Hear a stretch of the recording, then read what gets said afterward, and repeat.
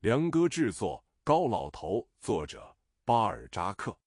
告诉他特雷斯多伯爵夫人住在海尔特街，年纪轻轻，可想踏进上流社会，饥荒似的想弄一个女人，眼见高门大户已有2处打通了路子。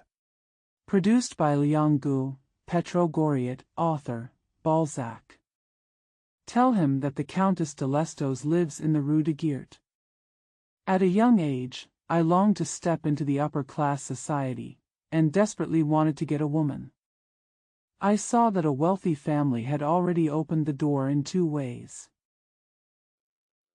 在圣日耳曼区能够跨进特鲍塞昂自爵夫人的府邸，在唐打区能够在特雷斯多伯爵夫人家出入。一眼之间望到一连串的巴黎沙龙，自以为相当英俊。In the Saint-Germain district, you can enter the residence of the Viscountess de Beauzant, and in the Tangda district, you can enter the house of the Countess de Lesto. I glanced at a series of Paris salons and thought I was quite handsome. 足够博取女人的欢心而得到她的帮助与庇护，也自认为雄心勃勃，竟可像江湖卖艺的汉子似的，走在绳索上四平八稳，飞起大腿，做一番精彩表演。Enough to win a woman's favor and get her help and protection. He also considers himself ambitious, so he can act like a martial arts man, walking steadily on the rope and flying his thighs to give a wonderful performance. 把一个迷人的女子当作一个最好的平衡棒，支持她的重心。脑中转着这些念头，那女人仿佛就巍巍然站在他的炭火旁边，站在法典与贫穷之间。在这种情形之下， Use a charming woman as the best balancing rod to support his center of gravity. With these thoughts running through his mind, the woman seemed to be standing majestically beside his coals, standing between the law and poverty, in this situation. 谁又能不像欧也纳一样沉思遐想，探索自己的前途？谁又能不用成功的幻想点缀前途？他正在胡思乱想，觉得将来的幸福十拿九稳，甚至自以为已经在特雷斯多太太身旁了。Who cannot think about and explore his own future like Eugene, who cannot embellish his future with the fantasy of success? He was thinking wildly, feeling that his future happiness was very certain, and he even thought that he was already by Mrs. Trestos' side. 不料静悄悄的夜里，忽然哼的一声叹息，欧也纳听了，几乎以为是病人的痰厥。他轻轻开了门，走入甬道，瞥见高老头房门底下有一线灯光，他怕邻居病了，凑上锁孔张望。Unexpectedly, a sigh suddenly came out in the quiet night. Eugene almost thought it was the patient's phlegm. He opened the door gently, walked into the corridor, and saw a ray of light under the door of old man Goriot's room. He was afraid that his neighbor was sick, so he closed the keyhole and looked around. 不料老人干的是非常可疑，欧也纳觉得为了公众安全，应当把自称为的面条商深更半夜干的勾当看个明白。原来高老头把一张桌子仰倒着。Unexpectedly, what the old man did was very suspicious. Eugene felt that for the sake of public safety, he should find out clearly what the self-proclaimed noodle seller was doing in the middle of the night. It turned out that old man Goriot had turned a table upside down. 在桌子横档上附了一个镀金的盘和一件好似汤钵一类的东西，另外用根粗绳绞着那些镌刻精工的器物，拼命拉紧，似乎要绞成金条。老人不声不响，用金脉隆起的胳膊靠绳索帮忙。A gold-plated plate and something like a soup bowl were tied to the rungs of the table. In addition, a thick rope was used to twist the intricately carved utensils, and they were pulled tightly as if they were being twisted into gold bars. The old man kept silent and used his bulging arms to help with the rope. 扭着镀金的银器，像捏面粉一般。哟，好家伙！拉斯蒂涅私下想着，挺起身子站了一会。他是一个贼，还是一个窝赃的？是不是为了遮人耳目，故意装疯作傻，过着叫化子般的生活？ Twisting the gold-plated silverware is like kneading flour. Yo! What a guy! Rastignac thought to himself and stood up straight for a while. Is he a thief or a thief? Is he deliberately pretending to be crazy and living a beggar-like life in order to cover up people's eyes? 大学生又把眼睛凑上锁孔，只见高老头解开绳索，拿起银块，在桌上铺了一条毯子，把银块放在上面卷滚，非常利落地搓成一根条子。条子快搓成的时候，欧也娜心上想。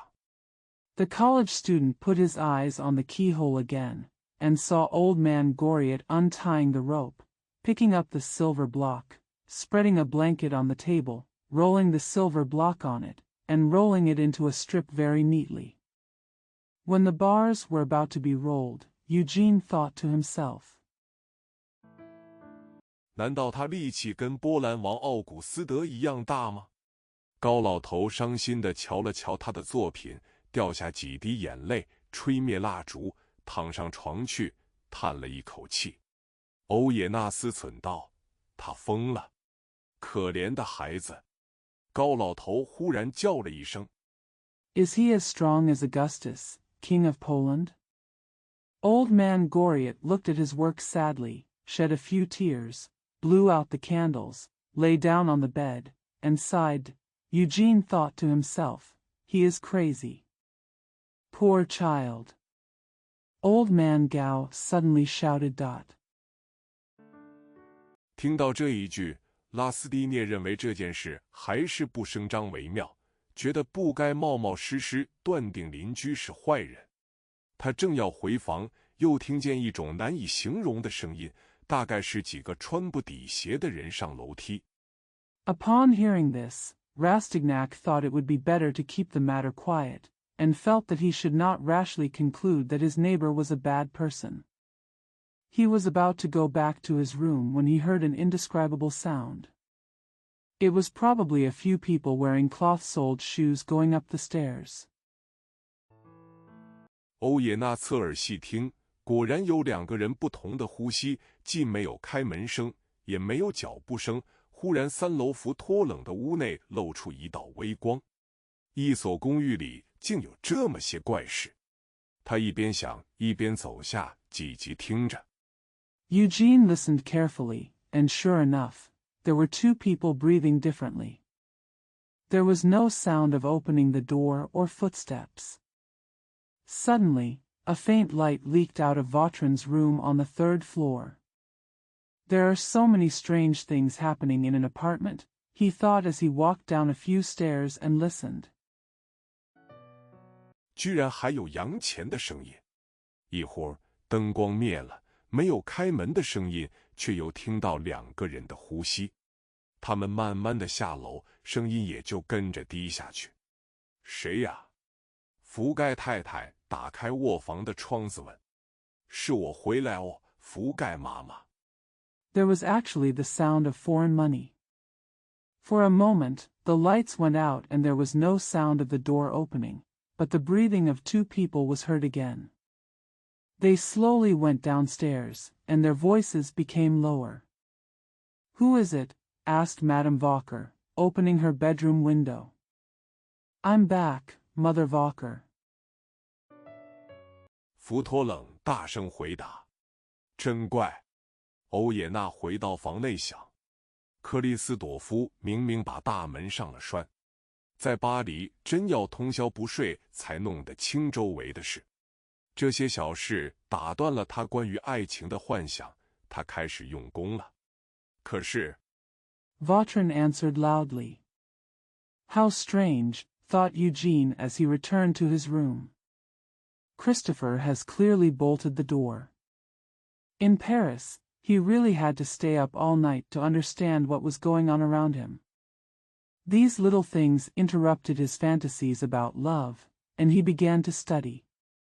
But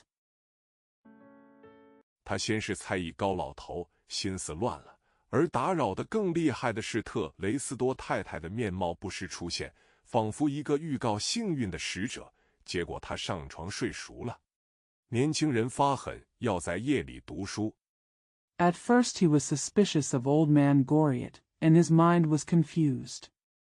What disturbed him even more was that Mrs. Trestov's face appeared from time to time, like a messenger announcing good luck. As a result, he went to bed and fell asleep. The young man was determined to study at night. 十有九夜是睡觉完事的，要熬夜，一定要过20岁。第二天早上，巴黎浓雾蔽天，罩住全城，连最准时的人也弄错了时间。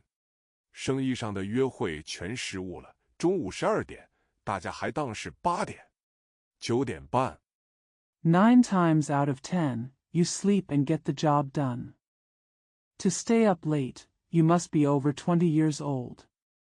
The next morning, Paris was covered with thick fog, covering the whole city, and even the most punctual people got the time wrong. All the business appointments went wrong. At 12 noon, everyone thought it was 8 o'clock. 9:30. 福盖太太在床上还没动弹，克里斯朵夫和胖子希尔维也起迟了，正在消消停停地喝他们的咖啡，里面掺着从房客的牛奶上撩起来的一层乳汁。希尔维把牛乳放在火上浸煮。Madame Walker remained in bed still. Christophe and the fat Sylvie also got up late and were drinking their coffee, which was filled with a layer of cream lifted from the tenant's milk. Sylvie put the milk on the fire and boiled it. 叫福盖太太看不出他们开油的痕迹。克里斯朵夫把第一块烤面包浸在咖啡里，说道：“喂，希尔维，你知道福托冷先生是个好人，昨晚又有2个客人来看他。太太要有什么疑心？” Madame Walker could not see the traces of their taking advantage of her. Christophe dipped the first piece of toast into the coffee and said, "Hey, Sylvie, you know that M. Vautrin is a good man. 2 more guests came to see him last night. What should Madame have to be suspicious of?" 你一个字都别提。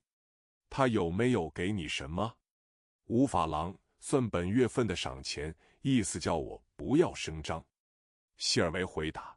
除了他跟古的太太舍得花钱以外，旁的都想把新年里右手给的左手拿回去。哼 Don't say a word about it. Did he give you anything? 5 francs, counting as this month's reward, means that I should keep quiet.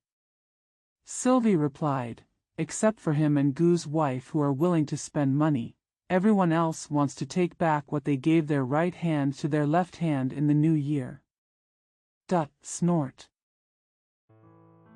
他们给的也是天晓的。克里斯朵夫接着说：“1块骑马洋钱5法郎。”高老头自己擦皮鞋擦了2年了。波阿莱那小气鬼根本不用鞋油，大概他宁可吞在肚里，舍不得查他的破靴子。God knows what they gave. Christopher continued. At least 1 piece of foreign money, 5 francs. Old man Goriot has been polishing his own shoes for 2 years. That stingy Poiret didn't use shoe polish at all. He probably would rather swallow it than put it on his worn-out boots. 至于那瘦小的大学生，他只给2法郎。2法郎还不够我买鞋刷，临了他还卖掉他的旧衣服，真是没出息的地方。希尔维一小口一小口喝着咖啡，话得说回来。As for the skinny college student, he only gave him 2 francs. 2 francs were not enough for me to buy a shoe brush, and in the end he even sold his old clothes. What a useless place. Sylvie took a sip of coffee and said, "Let's get back to it." 咱们这个还算这一区的好差事里。哎，克里斯朵夫，关于福托冷先生，人家有没有对你说过什么？怎么没有？前几天街上有位先生和我说，你们那里住着一位鬓角染黑的胖子，是不是？ Ours is considered a good job in this area. Hey, Christophe, did anyone say anything to you about M. Vautrin? Why not? A few days ago, a gentleman on the street said to me, "There is a fat man living there with black temples, right?" 我回答说，不，先生，他并没有染鬓角，他那样爱寻快活的人，才没有这个闲工夫呢。我把这个告诉了福托冷先生，他说，伙计，你对付得好，以后就这样说吧。顶讨厌是给人家知道我们的缺点。I replied, "No, sir. He didn't dye his sideburns. A person like him who loves to seek happiness does not have such leisure time." I told this to Mr. Vautrin, and he said, "Man, you handled it well. Let's just say this from now on. What I hate the most is letting others know about our shortcomings." 娶起亲来不麻烦吗？也有人在菜市上哄我，要知道我有没有看见他穿衬衫。你想好笑不好笑？希尔维忽然转过话头，哟，华特格拉斯已经敲9点3刻了，还没一个人动弹。啊，喂 Isn't it troublesome to get married? Someone also coaxed me at the vegetable market to know if I saw him wearing a shirt. You want it to be funny or not? Sylvie suddenly changed her subject. Yo. Walter Glass had struck 9:15, and no one had moved yet. Ah, hello. 他们都出去了。古德太太同她的小姑娘8点钟就上圣，丹蒂安拜老天爷去了。高老头携着一个小包上街了。大学生要10点钟上完课才回来。我打扫楼梯的时候看他们出去的。They are all out. Madame Couture and her little girl went to St. Danchin at 8 o'clock to pay their respects to God. Old man Go took to the street carrying a small bag. College students don't come back until they finish their classes at 10 o'clock. I watched them go out while I was cleaning the stairs. 我还给高老头的小包裹撞了一下，硬得像铁。这老头究竟在干什么呢？旁人要弄他当作陀螺一样，人倒是挺好的，比他们都强。他不给什么钱，可是我替他送信去的地方。I also gave old man Goriot small package a bump, and it was as hard as iron.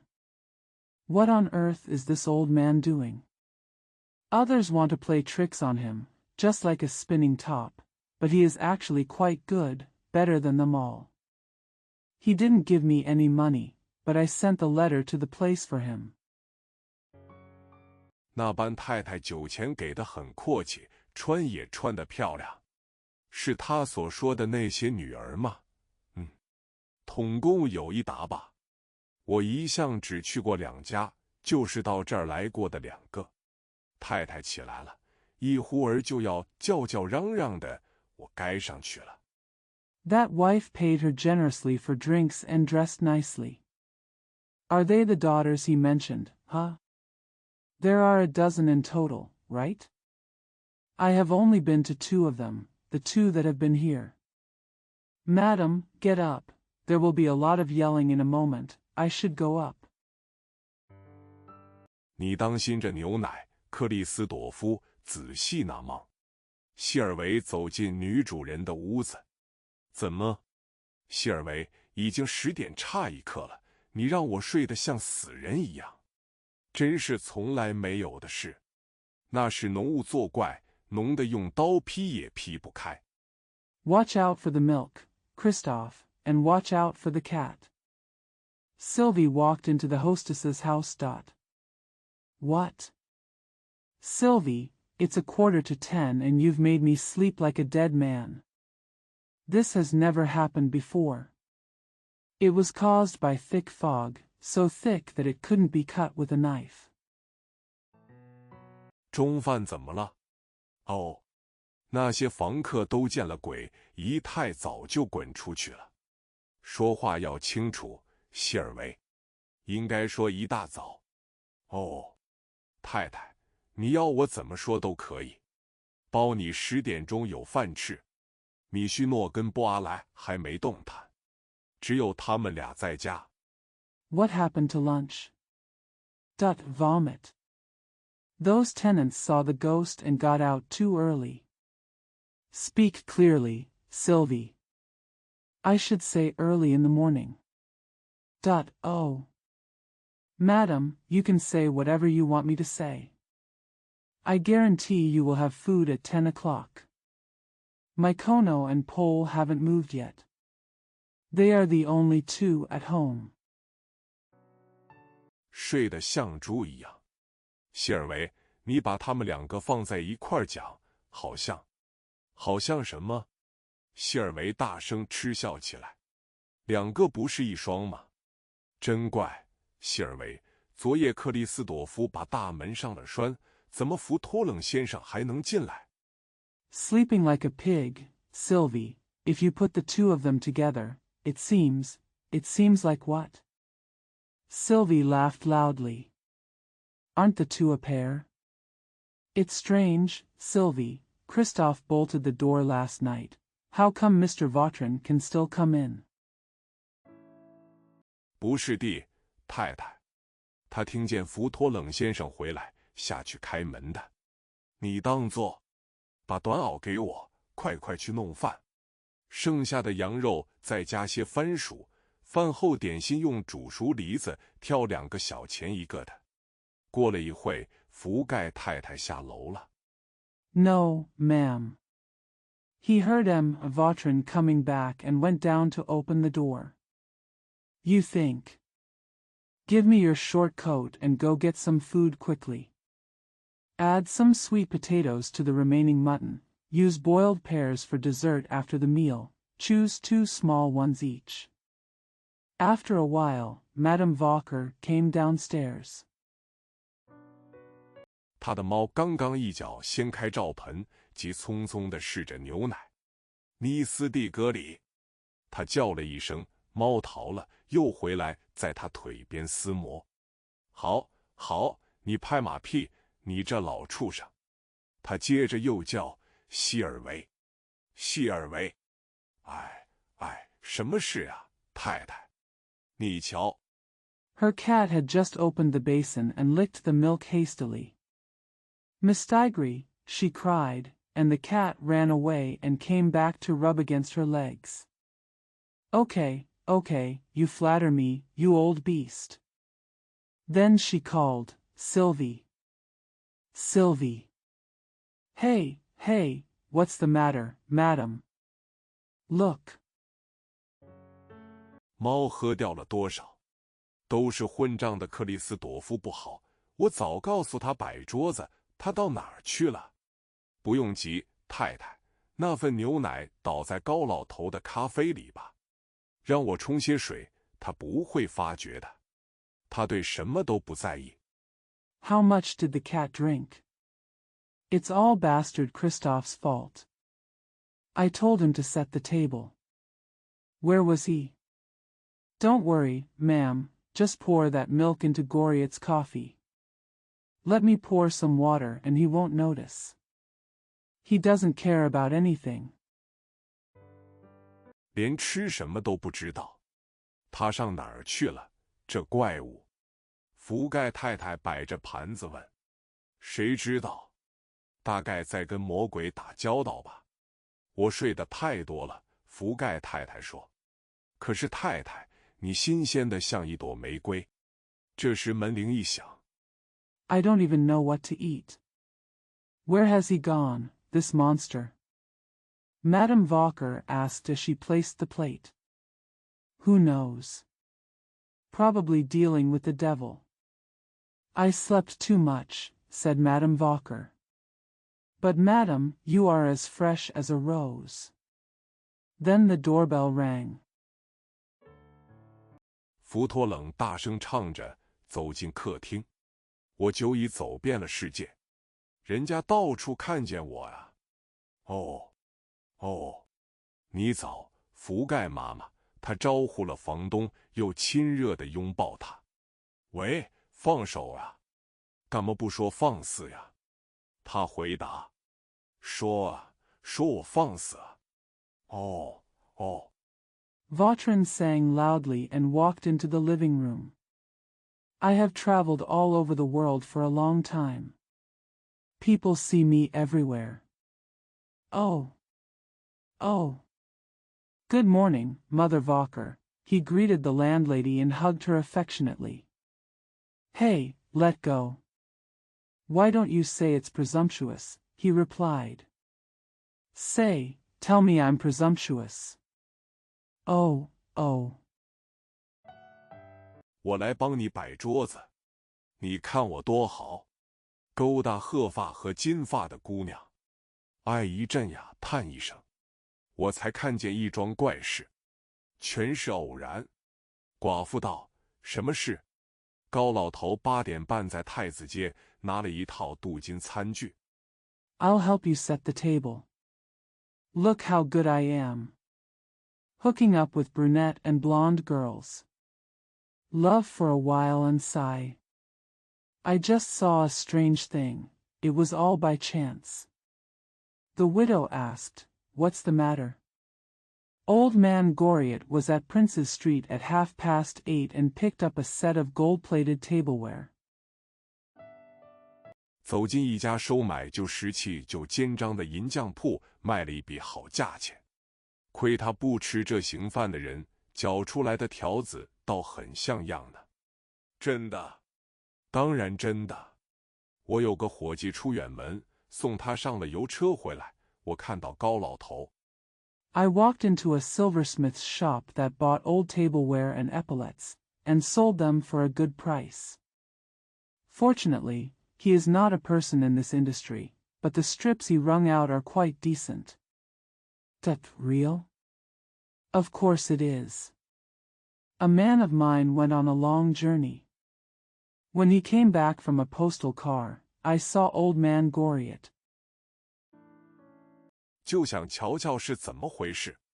他回到本区格莱街上，走进放印子钱的高伯萨克家。你知道高伯萨克是个了不起的坏蛋，会把他老子的背脊梁雕成头子的家伙。真是个犹太人、阿拉伯人、希腊人。Just wanted to see what was going on. He returned to the district's Grey Street and walked into the house of Gobsack, the loan shark. You know Gobsack is a great villain, a guy who would carve his father's back into a dice. What a Jew, Arab, Greek. 波西米人，哼，你休想抢到他的钱，他把洋钱都存在银行里。那么高老头去干什么？干什么？吃尽当光。福托冷回答。这糊涂虫不惜倾家荡产去爱那些婊子。他来了，希尔维叫着。克里斯朵夫。Bohemian, well, you can't even try to steal his money. He keeps all his foreign money in the bank. Then what is old man Gao going to do? What to do? Eat it all and take advantage of it. Vautrin replied. This fool is willing to spend all his money to love those bitches. He's here. Cried Sylvie. Christopher. 你上来，高老头招呼佣人。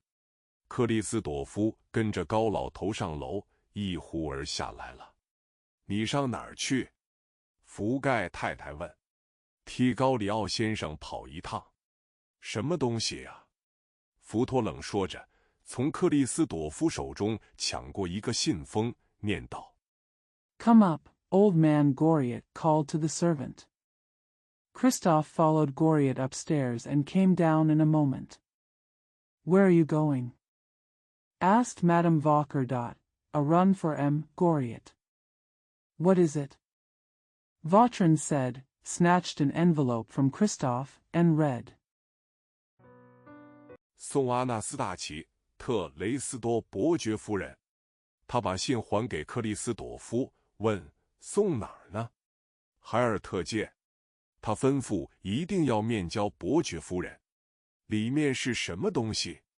福托冷把信照着亮处说：钞票。不是的。To Countess Anastasia de Resto. He returned the letter to Christophe and asked, where to send it? Helter Street. He ordered that the Countess must be met face to face. What's inside? Vautrin said, shining the letter in the light. Bills? No. 他把信封拆开一点，哦，是一张债务清戚的借票。嘿，这老妖精倒有义气。他伸出大手摸了摸克里斯朵夫的头发，把他的身体像骰子般咕噜噜地转了几下。去吧，坏东西。He opened the envelope a little. Oh, it's a loan to settle the debt. Hey. This old goblin is very loyal. He stretched out his big hand and touched Christophe's hair, and moved his body. He spun a few times like a dice and said, Go ahead, you bad guy. 你又好挣几个酒钱了。刀叉杯盘已经摆好，谢尔维正在煮牛奶。福盖太太生着火炉，福托冷在旁帮忙，嘴里哼着。我就已走遍了世界，人家到处看见我啊，一切准备停当。You can earn some more money for drinks. The cutlery, cups and plates have been laid out. Sylvie is boiling milk. Madame Vacher is lighting the stove, and Vautrin is helping, humming. I have traveled all over the world for a long time.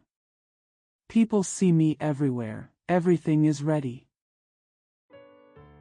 古的太太和太医凡小姐回来了。这么早到哪儿去了？漂亮的太太。福盖太太问。我们在圣丹蒂安教堂祈祷。今儿不是要去太医凡先生家吗？可怜的孩子浑身哆嗦，像一张树叶。Mrs. Gu and Miss Teofan are back.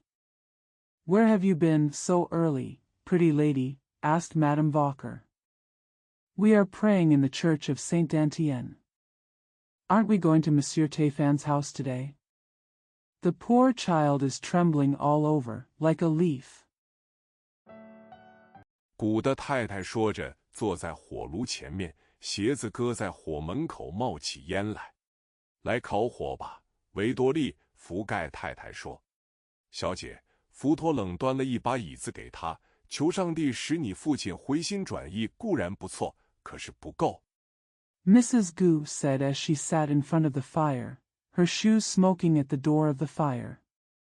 Come and warm yourself by the fire, Victory, said Madame Vacher.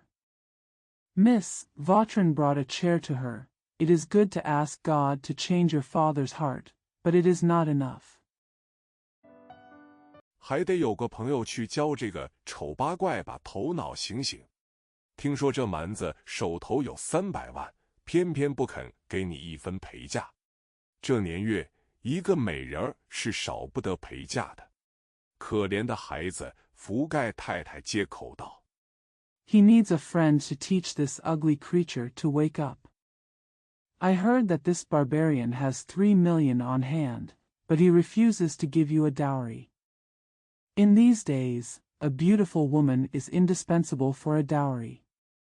Poor child, said Madame Vacher. 你那魔王，老子不怕报应吗？一听这几句，维多利眼睛湿了。福盖太太看见古的太太对他摆摆手，就不出声了。军需官的寡妇接着说：“只要我能见到他的面，和他说话。” Aren't you, the Devil King, afraid of retribution? Upon hearing these words, Victory's eyes became wet, Madame Walker saw Mrs. Gu waving her hands and fell silent. The quartermaster's widow continued, "As long as I can see her. Come to his presence and talk to him." 把他妻子的遗书交给他也就罢了，我从来不敢冒险从邮局寄去，他认得我的笔记。哦，那些无辜的女人遭着灾殃，受着欺侮。福托冷这么嚷着，忽然停下，说：“你现在就是落到这个田地。” Just give him his wife's suicide note and that's it.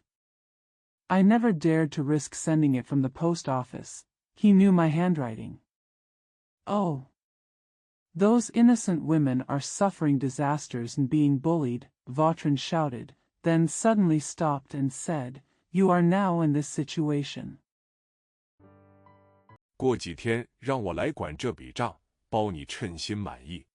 哦，先生，维多利一边说，一边对福托冷又畏怯又热烈地望了一眼，福托冷却毫不动心。倘若你有方法见到家父，请你告诉他。Let me take care of this account in a few days, and I guarantee your satisfaction. Oh. Sir, Victory said while giving Vautrin a timid yet warm look. Vautrin was unmoved. If you have a way to see my father, please tell him. 说我把父亲的慈爱和母亲的名誉看得比世界上所有的财宝都贵重。如果你能把他的铁石心肠劝转一些，我要在上帝面前为你祈祷，我一定感激不尽。我久已走遍了世界。It is said that I regard my father's love and my mother's reputation as more valuable than all the treasures in the world. If you can persuade his hard-heartedness, I will pray for you before God, and I will be grateful. I have traveled all over the world for a long time. 福托冷用讽刺的口吻唱着：“这是高里奥、米须诺小姐、波阿莱都下楼了。”也许都闻到了肉汁的味道，那是希尔维做来浇在隔夜的羊肉上的。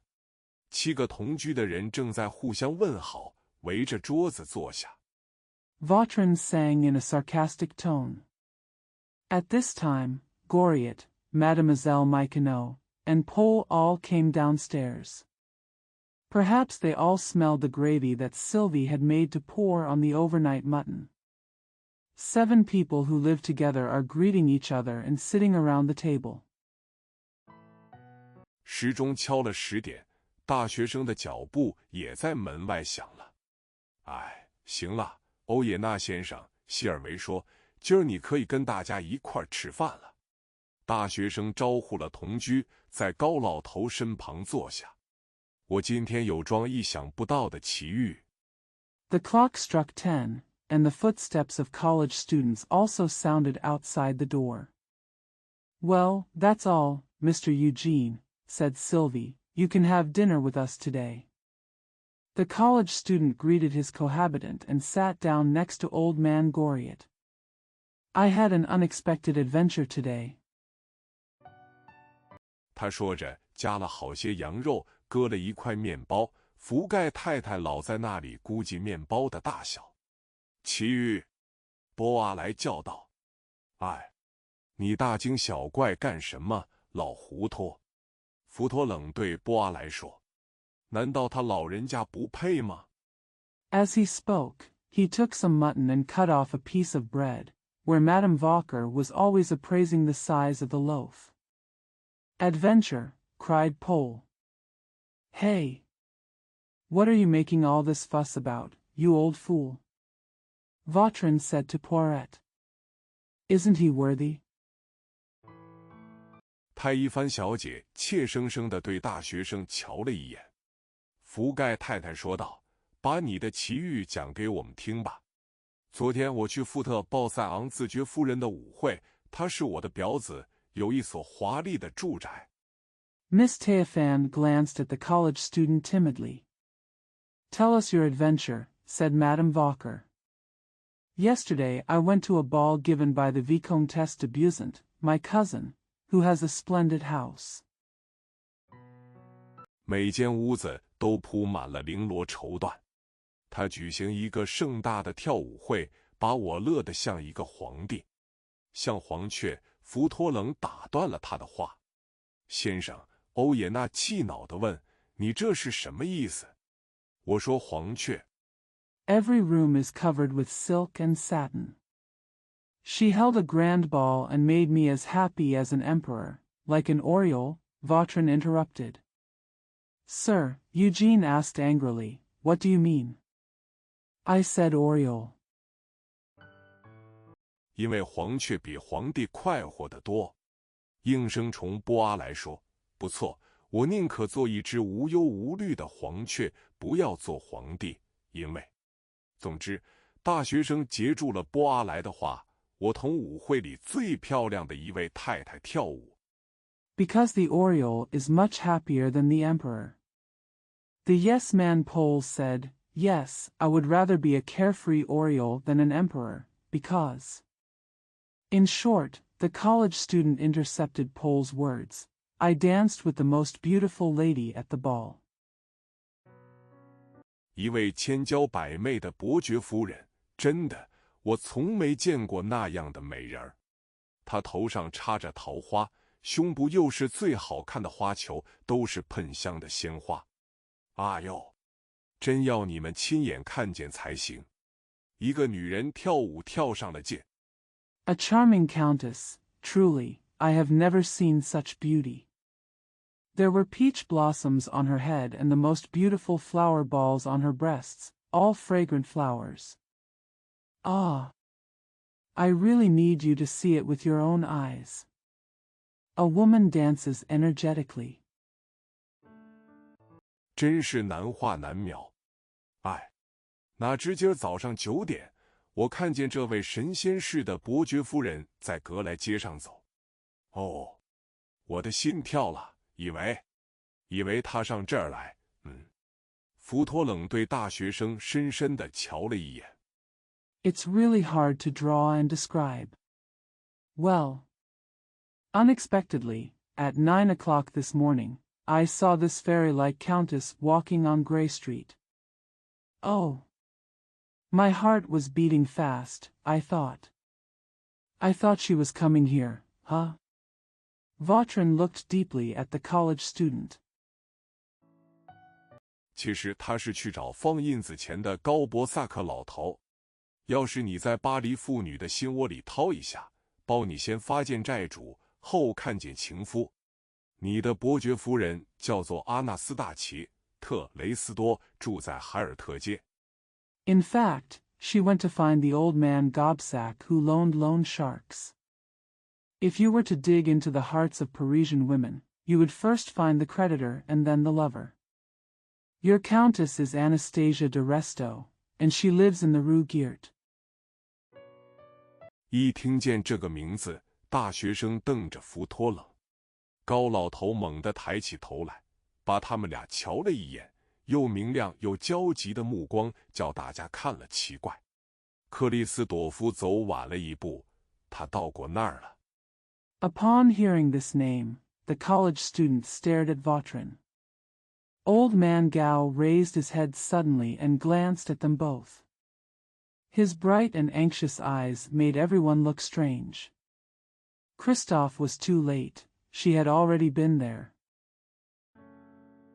高里奥不胜懊恼地自言自语：“我猜着了。”福托冷咬着福盖太太的耳朵。高老头糊里糊涂地吃着东西，根本不知道吃的什么，愣头傻脑，心不在焉到这个程度，他还从来不曾有过。Goriot muttered to himself in annoyance. I guessed it, Vautrin bit Madame Vauquer's ear. Old man Goriot was eating in a confused manner, not knowing what he was eating. He had never been so stupid and absent-minded to this extent. 欧也娜问福托冷先生：“他的名字谁告诉你的？”福托冷回答：“既然高老头会知道，干嘛我不能知道？”什么？高里奥先生？大学生叫起来。真的？昨天晚上她很漂亮吗？可怜的老人问：“谁？” Eugene asked, Mr. Vautrin, who told you her name? Vautrin replied, Hey.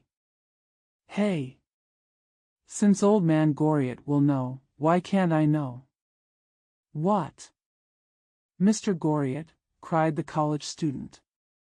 Really? Was she beautiful last night? Asked the poor old man. Who? 特雷斯多太太。你瞧这老东西眼睛多亮！福盖太太对福托冷说：“他难道养着那个女人吗？”米须诺小姐低声问大学生：“哦，是的，她漂亮的了不得。”欧也娜回答高老头。Mrs. Terresto. Look at how bright this old guy's eyes are, Madame Valker said to Vautrin. Does he have that woman? Miss Michuno asked the college student in a low voice. Oh. Yes, she is extremely beautiful, Eugene replied to Goriot. 高老头不胜艳羡地望着他，要没有特鲍塞昂太太，那位神仙般的伯爵夫人竟可以算全场的王后了。年轻人的眼睛只盯住她一个，我在她的登记表上已经是第12名。Old man Gao looked at him with envy. Without Madame de Beauzant, that fairy countess would have been the queen of the house.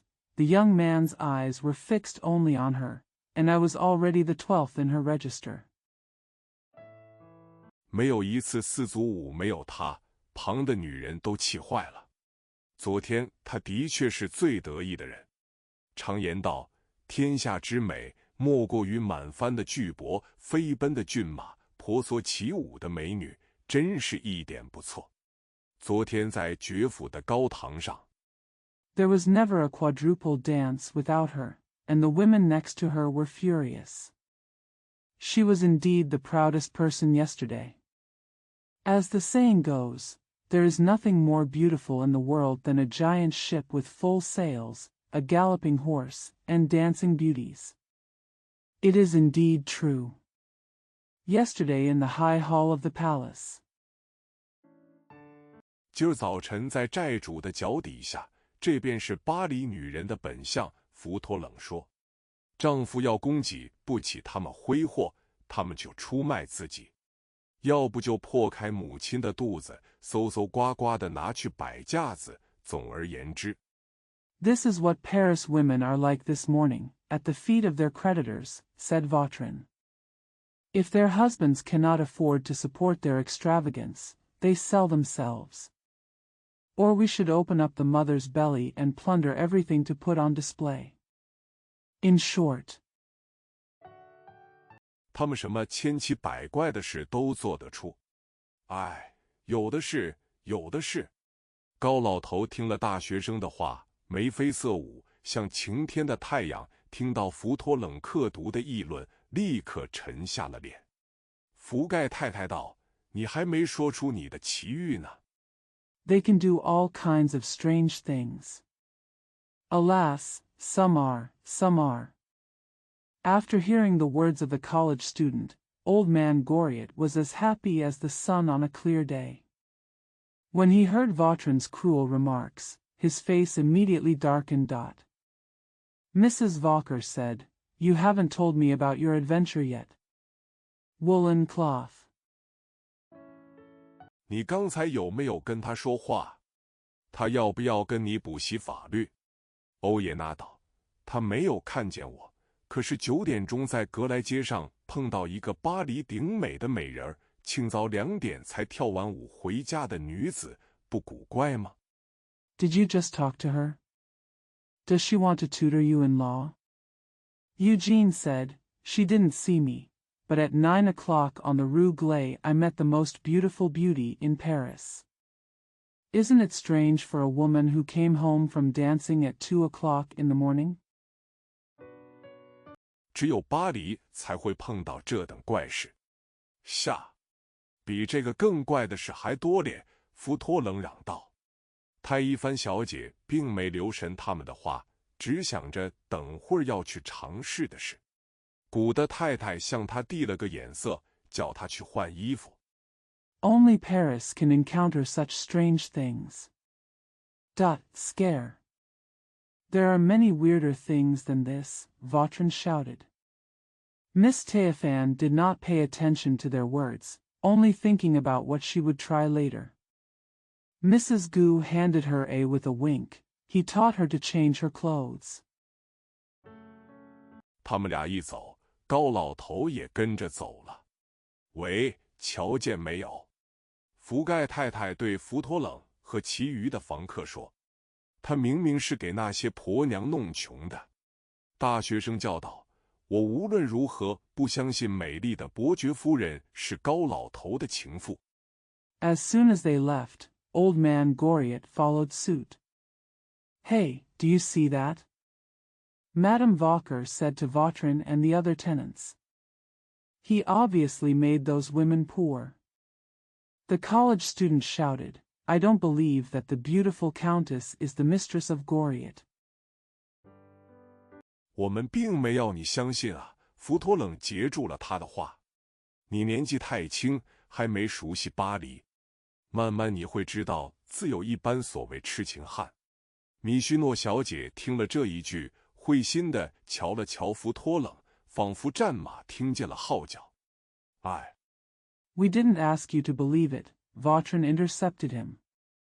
You are too young and have not yet become familiar with Paris. Slowly you will realize that there is a so-called infatuated man. After hearing this, Miss Michonne looked at Vautrin knowingly, as if a war horse had heard the horn. Hey!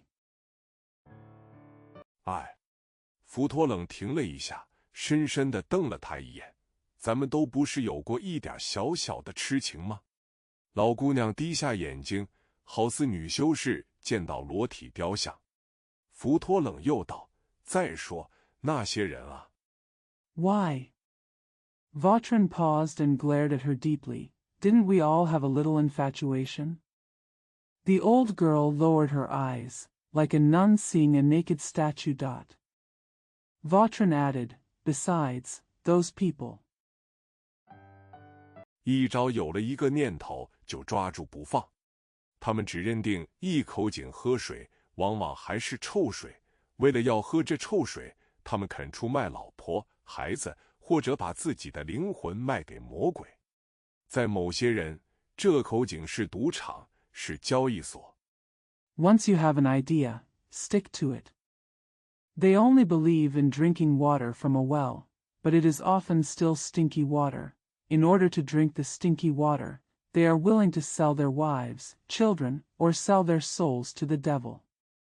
To some people, this well is a casino, an exchange.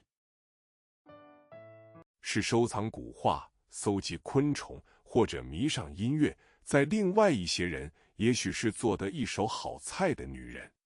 世界上所有的女人，她们都不在乎。一心一意，只要满足自己疯魔的那个，往往那女的根本不爱他们。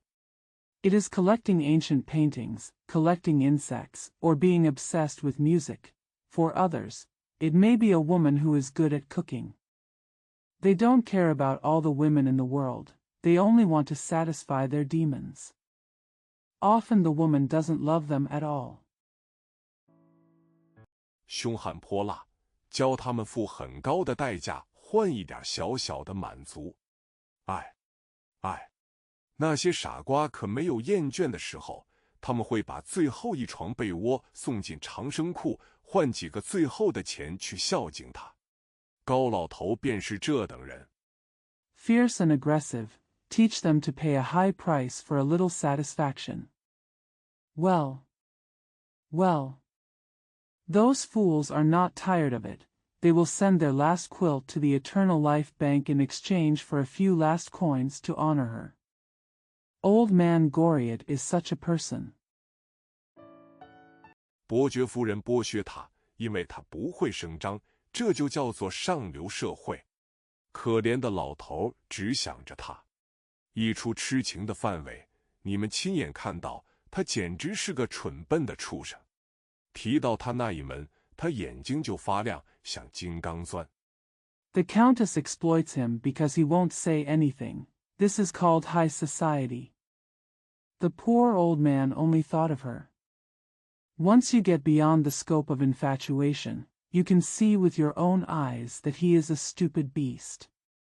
When it comes to his subject, his eyes sparkle like diamonds. 这个秘密是容易猜到的。今儿早上，他把镀金盘子送进银匠铺，我又看他上格莱街高博萨克老头家，再看他的下文。回到这儿，他教克里斯朵夫送信给特雷斯多太太。The secret is easy to guess. This morning he took the gilt plate to the silversmith's shop, and I watched him go to old Gobsack's house in Grey Street. Read what he has to say next. Back here, he taught Christophe to send letters to Madame de Resto.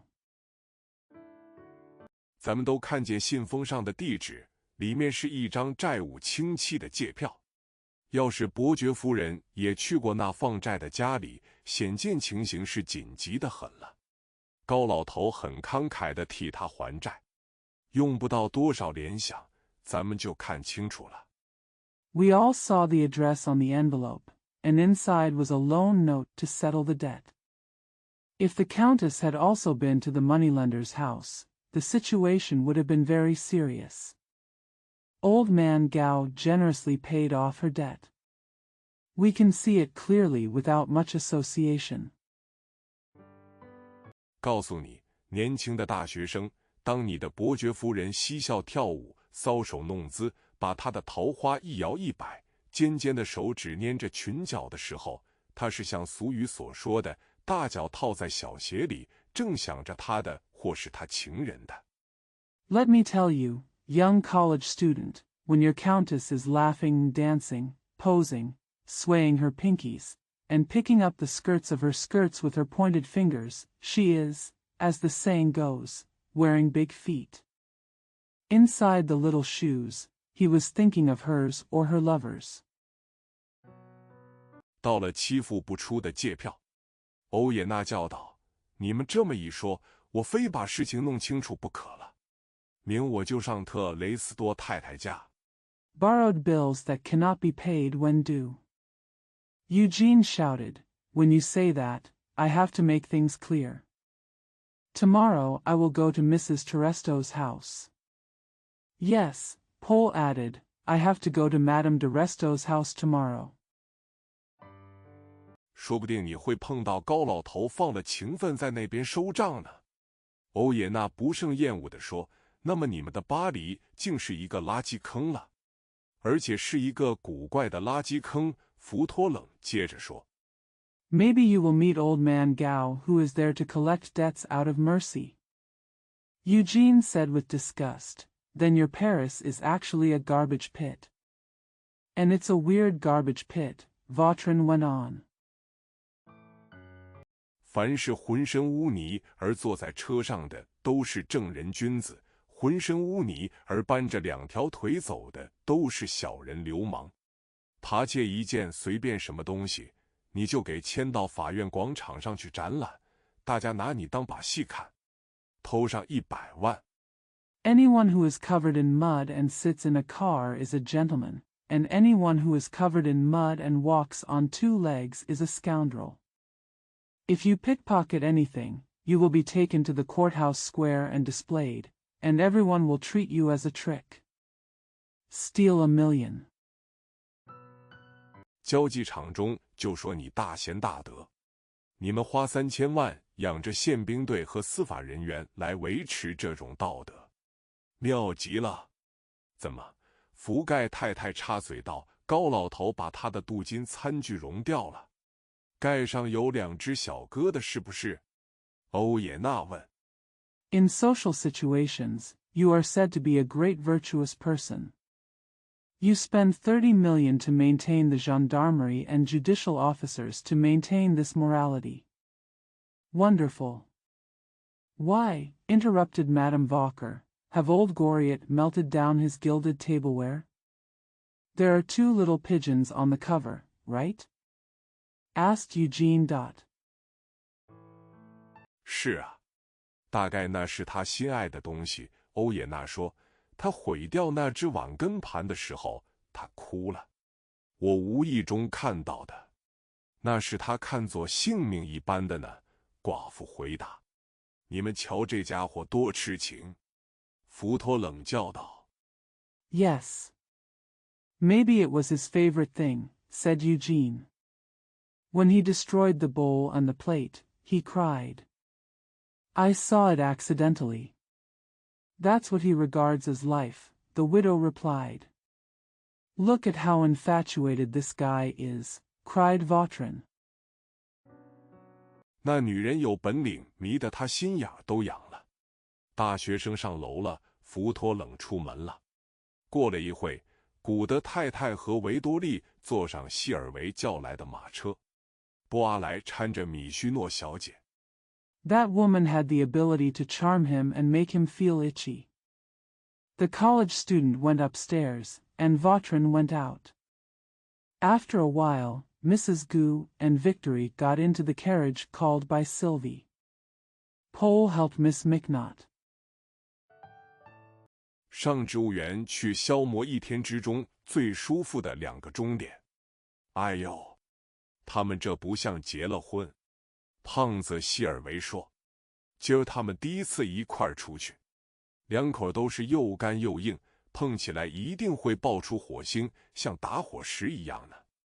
Go to the botanical garden to spend the most pleasant 2 hours of the day. Ouch! Don't they look like they are married? Fatty Sylvie said. Today is the first time they go out together. Both of them are dry and hard. When they touch, they will definitely explode sparks, like flint. 米须诺小姐真要当心她的披肩才好。福盖太太笑道，要不就会像艾绒一样烧起来的。4点钟，高里奥回来了，在2盏冒烟的油灯下看见维多利红着眼睛。Mademoiselle McNaught must be careful with her shawl, laughed Madame Walker, or it will burn like moxa. At 4 o'clock, Goriot came back and saw Victoria's red eyes under 2 smoking oil lamps. 福盖太太听他们讲着白天去看太医帆先生一无结果的情形，她因为给女儿和这个老太太纠缠不清，终于答应接见，好跟他们说个明白。好太太，古德太太对福盖太太说，你想得到吗？ Madame Walker listened to their account of their fruitless visit to M. Typian during the day. Because he was entangled between his daughter and this old lady, he finally agreed to meet them so that he could make things clear to them. Good madam, Madame Couture said to Madame Walker, do you think so? 他对维多利连坐也不交坐，让他从头至尾站在那里。对我，他并没动火，可是冷冷地对我说，以后不必再劳驾上他的门，说小姐，不说他的女儿，越跟他麻烦，1年1次就说麻烦，这魔王。He didn't even teach Victoria to sit down, and made her stand there the whole time. He didn't get angry with me, but he told me coldly that I don't have to bother to come to his door anymore.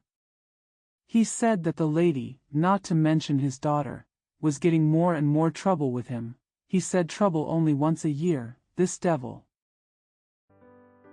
越惹他厌，又说维多利的母亲当初并没有陪嫁，所以他不能有什么要求，反正是许多狠心的话，把可怜的姑娘哭得泪人似的。他扑在父亲脚下，勇敢地说，他的苦苦哀求只是为了母亲。It annoyed him more and more. He also said that Victoria's mother did not have a dowry, so she could not make any demands. Anyway, there were many cruel words, which made the poor girl burst into tears. She threw herself at her father's feet and said bravely that her begging was only for her mother. 她愿意服从父亲的意志，一点不敢抱怨，但求他把王母的遗嘱读一遍。于是他呈上信去，说着世界上最温柔、最诚心的话，不知他从哪儿学来的，一定是上帝的启示吧。She was willing to obey her father's will and did not dare to complain at all, but she asked him to read her late mother's will. So she submitted the letter and said the gentlest and most sincere words in the world. I don't know where she learned it.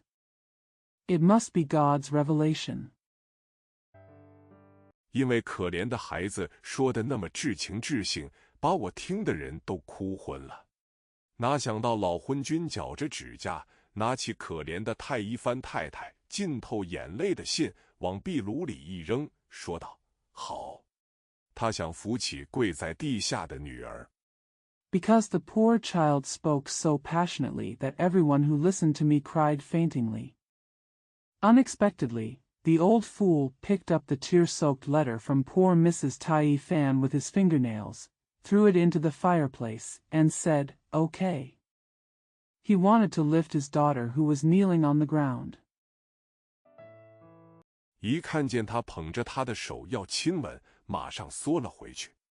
你看他多饿！他那脓包儿子跑进来，对他的亲妹妹理都不理。难道他们是野兽吗？高里奥插了一句。后来，古的太太并没留意高老头的慨叹。As soon as he saw her holding his hand for a kiss, he immediately retracted it. Look how evil he is. His pustule son ran in and ignored his biological sister. Are they beasts? Goriot interjected. Later, Mrs. Gu did not pay attention to old man Goriot's sigh. 父子俩对我点点头走了，说有要事。这便是我们今天拜访的经过。至少他见过了女儿。我不懂他怎么会不认她，父女相像的跟两滴水一样。包饭的和寄宿的客人陆续来了，彼此问好。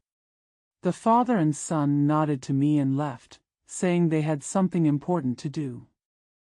This is what happened during our visit today. At least, he had met his daughter. I don't understand how he could deny her. Father and daughter are as similar as 2 drops of water. The caterers and boarding guests came one after another and said hello to each other. 说些无聊的废话。在巴黎某些社会中，这种废话加上古怪的发音和手势，就算诙谐，主要是荒唐胡闹。这一类的俗语常常在变化，作为根据的笑料，不到1个月就听不见了。什么政治事件？ Talk about boring nonsense. In certain Parisian societies, this kind of nonsense, coupled with odd pronunciation and gestures, is mostly nonsense, if humorous. Common sayings of this type are constantly changing, and the jokes on which they are based are no longer heard within a month. What political event? 刑事案子、街上的小调、戏子的插科打诨，都可以做这种游戏的材料，把思想、言语当作羽毛球一般拍来拍去。一种新发明的玩意叫做迪奥喇嘛 （diorama）， 比透景像真话。Criminal cases, street ditties, and actors' gags can all be used as materials for this kind of game, where thoughts and words are shot back and forth like badminton. A newly invented thing called diorama is more realistic than a diorama. Panorama 把光学的幻景更推进一步。某些画室用这个字打哈哈，无论说什么，字尾总添上一个喇嘛 Roma。有一个年轻的画家在覆盖公寓包饭，把这笑料带了来。喂。Panorama takes the optical illusion one step further. Some studios use this word as a joke, adding the word Rama to the end of whatever they say. There was a young painter who took care of meals at Walker's apartment and brought this joke. Hello. 波阿莱先生，博物院管事说，你的健康喇嘛怎么了？不等他回答，又对古的太太和维多利说，太太们，你们心里难受是不是？快开饭了吗？荷拉斯、皮安逊问。他是医科学生拉斯蒂涅的朋友。Mr. Pole, said the museum steward, what's wrong with your health? Without waiting for his answer, he said to Gu's wife and Victoria, Ladies, you feel uncomfortable, don't you? Is dinner ready? Asked Horace Pien. He was a medical student and a friend of Rastignac. 我的宝贝味儿快要掉到脚底下去了，天冷的要冰喇嘛。福托冷叫着，让一让啊，高老头！该死，你的脚把火门全占了。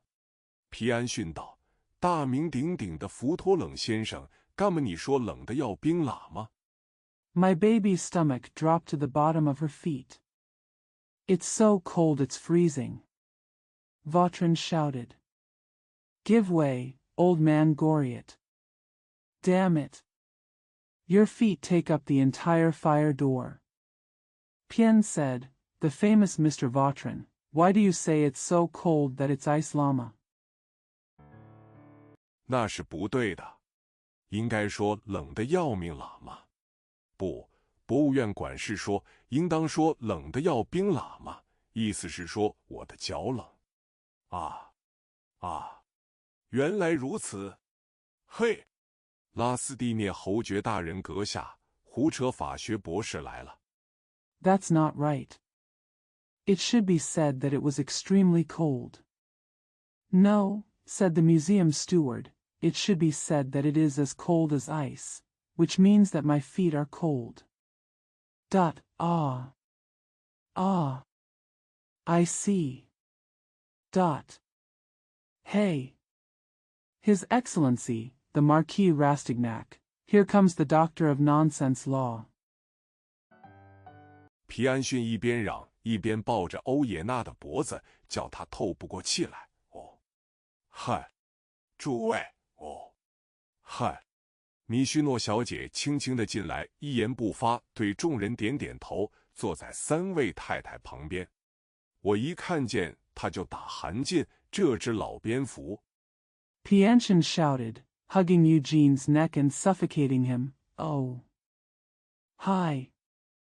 Oh, everyone. Oh. Hi. Miss Michonne came in quietly, nodded to everyone without saying a word, and sat next to the 3 ladies. I shudder when I see her, the old bat. 皮安逊指着米须诺，低声对福托冷说：“我研究加尔的骨相学，发觉他有犹大的反骨。你先生认识犹大吗？”福托冷问：“谁没有碰到过犹大？”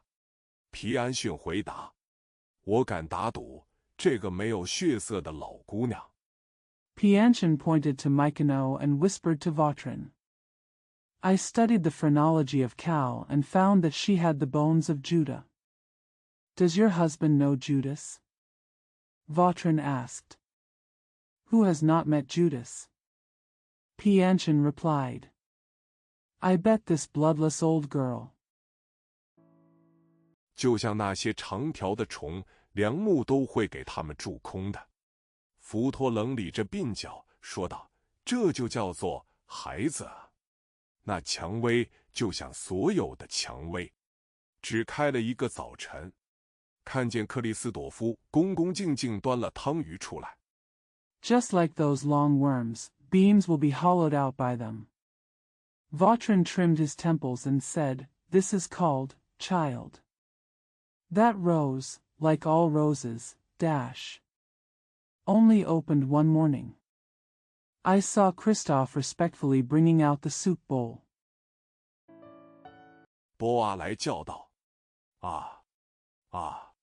出色的喇嘛汤来了。”对不起，先生，福盖太太道：“那是蔬菜汤。”所有的青年人都大声笑了。输了，波阿莱，来，输了。给福盖妈妈记上2分。福托冷道。博物院管事问。Pole cried. The excellent llama soup is here. Excuse me, sir, said Madame Walker, that's vegetable soup. All the young people laughed loudly. Lost, Pole. Pollalel lost. 2 points for Mother Walker, said Vautrin. The museum steward asked. 可有人注意到今儿早上的雾吗？皮安逊道，那是一场狂雾、惨雾、绿雾、忧郁的、闷塞的、高里奥式的雾。高里奥喇嘛的雾，画家道，因为混混沌沌，什么都瞧不见。喂，格里奥托老爷，提到你了。Did anyone notice the fog this morning? Pien said, it was a wild fog, a miserable fog, a green fog, a melancholy, stuffy, Goriot-like fog. Golio Lama's fog, said the painter, is so dense and chaotic that you can't see anything. Hey, Mr. Goriot, I mentioned you. 高老头坐在桌子横头，靠近端菜的门。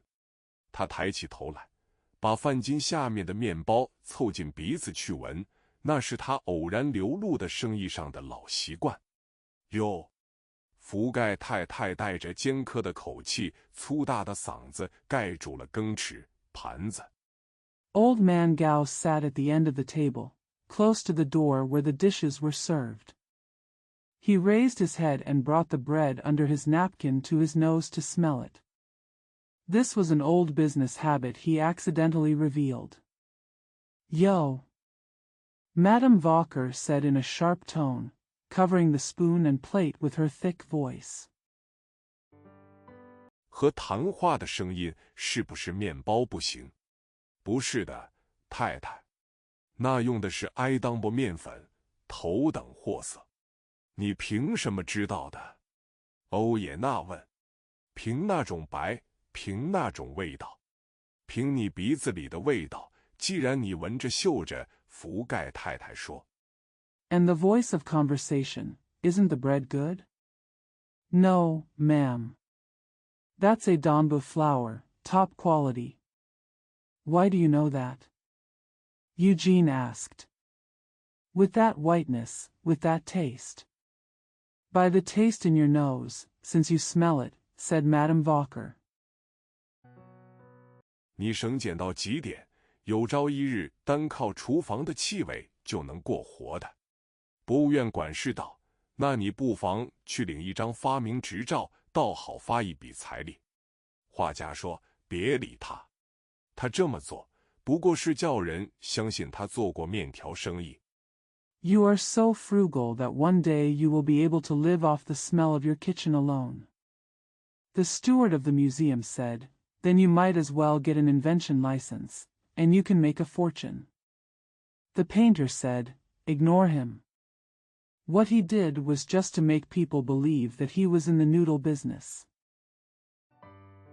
那么，博物院管事又追问一句，你的鼻子竟是一个提炼食物精华的蒸馏瓶了。蒸什么？皮安逊问。蒸饼，蒸笼，蒸汽，蒸鱼，蒸包子，蒸茄子，蒸黄瓜，蒸黄瓜喇嘛。So, the museum steward asked again, your nose is actually a distillation bottle for extracting the essence of food. Steamed, what? Pien asked. Steamed cakes. Steamer. Steam. Steamed fish. Steamed buns. Steamed eggplant. Steamed cucumber. Steamed cucumber llama. 这8句回答从室内四面八方传来，像连珠炮似的，把大家笑得不可开交。高老头愈加目瞪口呆地望着众人，好像要想法懂一种外国话似的。蒸什么？他问身旁的福托冷。蒸猪脚，朋友。These 8 answers came from all directions in the room, like a barrage of firecrackers, making everyone burst into laughter. Old man Goriot looked at everyone more and more dumbfounded, as if he was trying to understand a foreign language. What are you steaming? he asked Vautrin next to him. Steamed pig's feet, my friend. 福托冷一边回答，一边往高里奥头上拍了一下，把他帽子压下去，蒙住了眼睛。可怜的老人被这下出其不意的攻击害呆了，半晌不动。克里斯朵夫以为他已经喝过汤，拿走了他的汤盆。Vautrin replied, patting Goriot on the head, pushing down his hat and covering his eyes. The poor old man was stunned by this unexpected attack and remained motionless for a long time. Christophe thought he had already eaten the soup and took away his soup basin. 等到高老头掀起帽子，拿汤匙往身边掏的时候，一下碰到了桌子，引得众人哄堂大笑。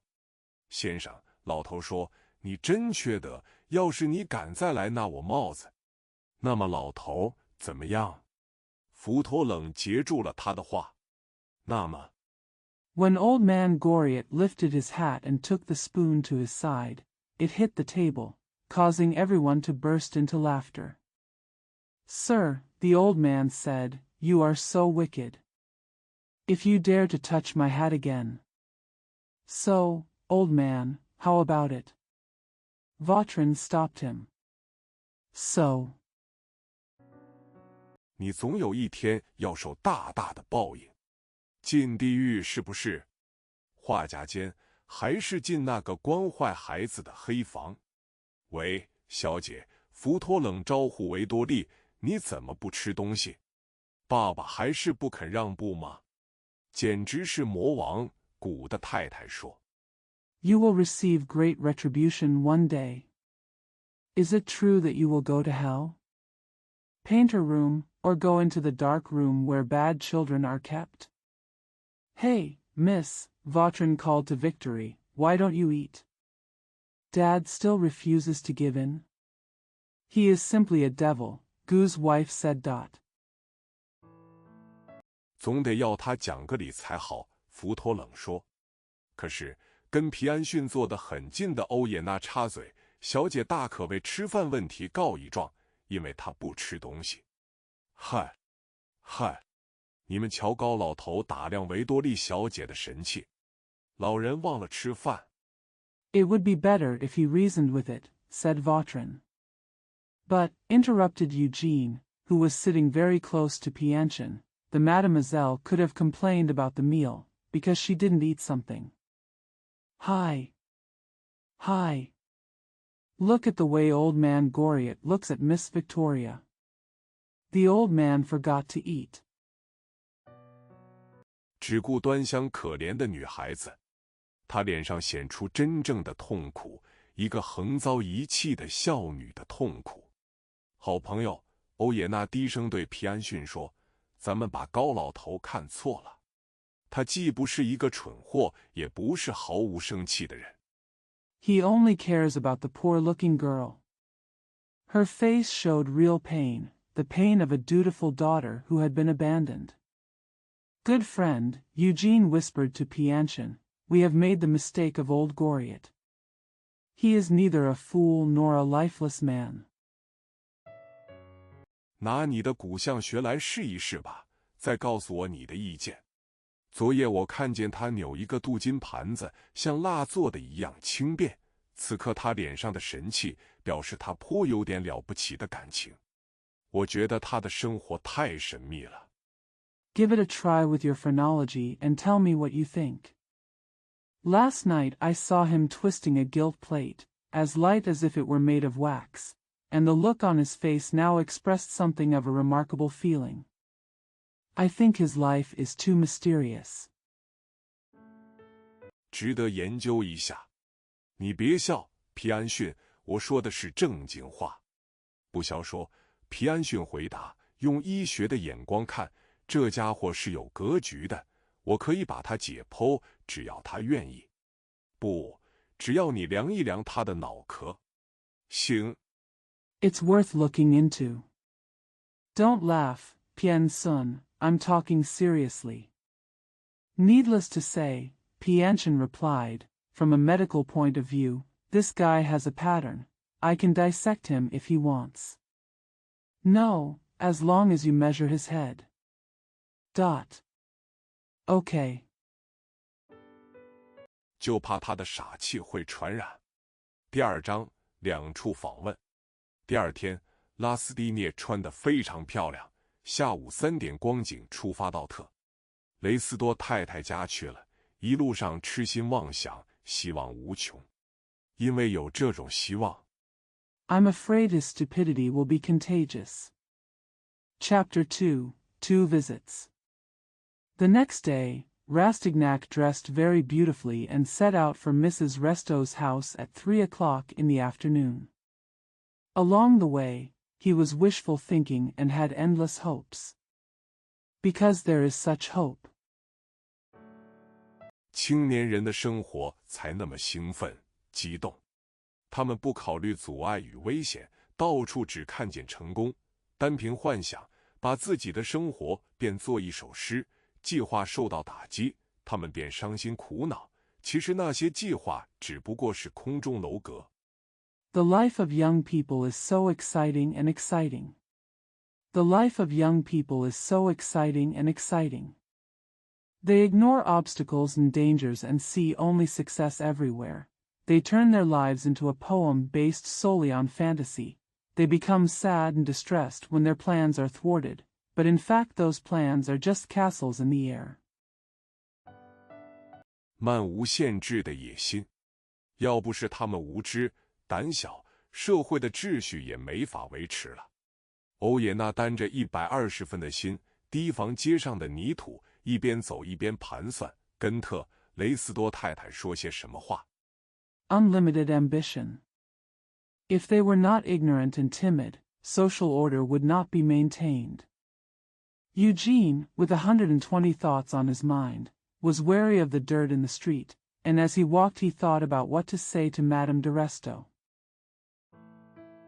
准备好他的聪明才智，想好一番敏捷的对答，端整了一套巧妙的措辞，像泰勒朗式警惕的句子，以便遇到求爱的机会拿来应用，而能有求爱的机会，就能建筑他的前程。He prepared his ingenuity, thought up a quick repartee, and put together a set of clever phrases, like Taylor Lang's warning sentences, so that he could use them when the opportunity of courtship came up. Build his future. 不幸大学生还是被泥上沾污了，只能在王宫市场叫人上鞋油、刷裤子。他把以防万一的1枚银币找换时想到，我要是有钱，就可以坐在车上舒舒服服地思索了。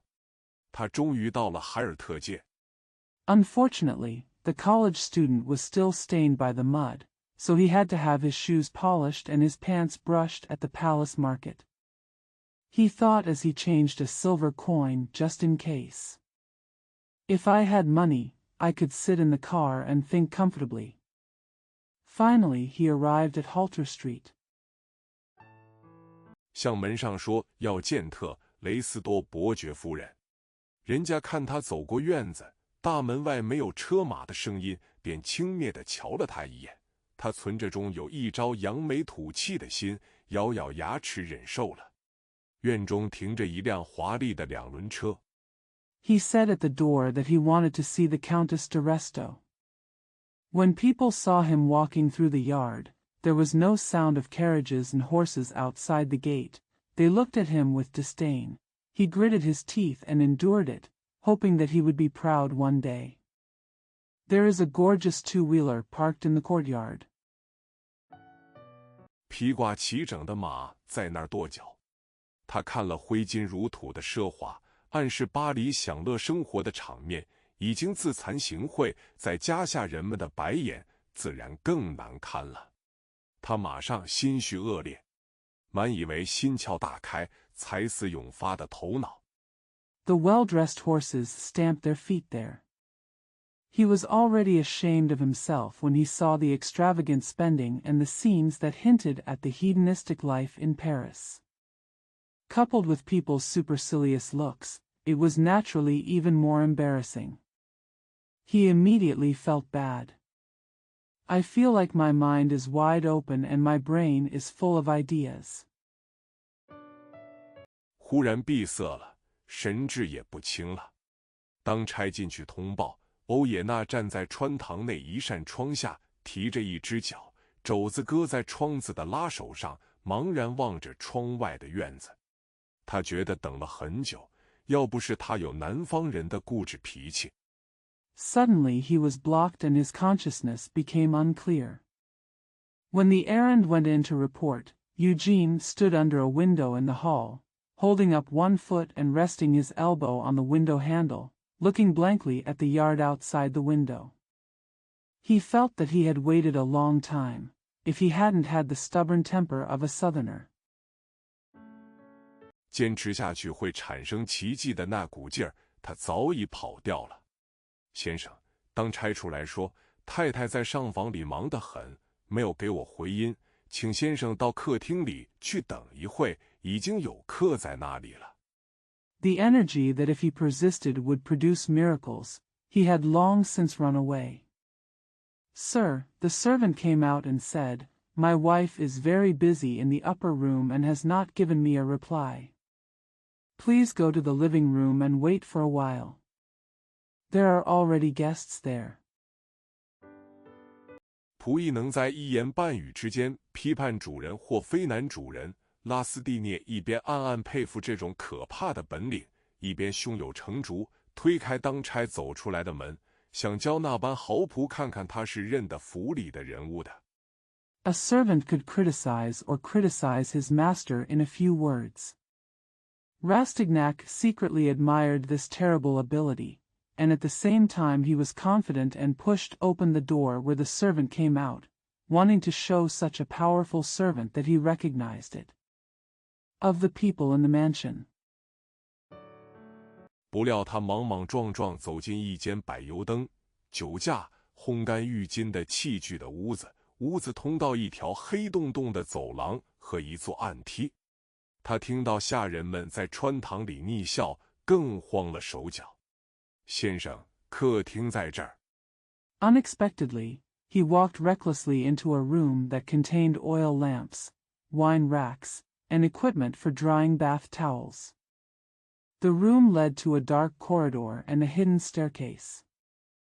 He heard the servants laughing in the hall and became even more panicked. Sir, the living room is here. 当差那种假装的恭敬似乎多加了一点讽刺的意味。欧也娜性急，慌忙退出来，撞在浴缸上，幸而帽子抓在手中，不曾掉在缸里。长廊尽头亮着一盏小灯，那边忽然开出一扇门。The errand's mock deference seemed to add a touch of irony. Eugene exited hastily and bumped into the bathtub. Fortunately, he held his hat in his hand and did not fall into the tub. A small light was on at the end of the corridor, and a door suddenly opened over there. 拉斯蒂涅听见特雷斯多太太和高老头的声音，还带着一声亲吻。他跟着当差穿过饭厅，走进第一间客厅，发现一扇面临院子的窗，便去站在那儿。他想看看清楚。Rastignac heard the voices of Madame de Resto and Goriot, with a kiss. He followed the servant through the dining room and into the first drawing room, where he found a window looking out onto the courtyard, and stood there. He wanted to see clearly. 这个高老头是否真是他的高老头？他心跳得厉害，又想起福托冷那番可怕的议论。当差还在第二课室门口等他，忽然里面走出一个漂亮青年，不耐烦地说：“我走了，莫里斯，告诉伯爵夫人。” Is this old man Goriot really his old man Goriot? His heart was beating fast, and he thought again of Fu Taoling's terrible remarks. The waiter was still waiting for him at the door of the second guest room, when suddenly a handsome young man walked out and said impatiently, I'm leaving, Maurice. Tell the Countess.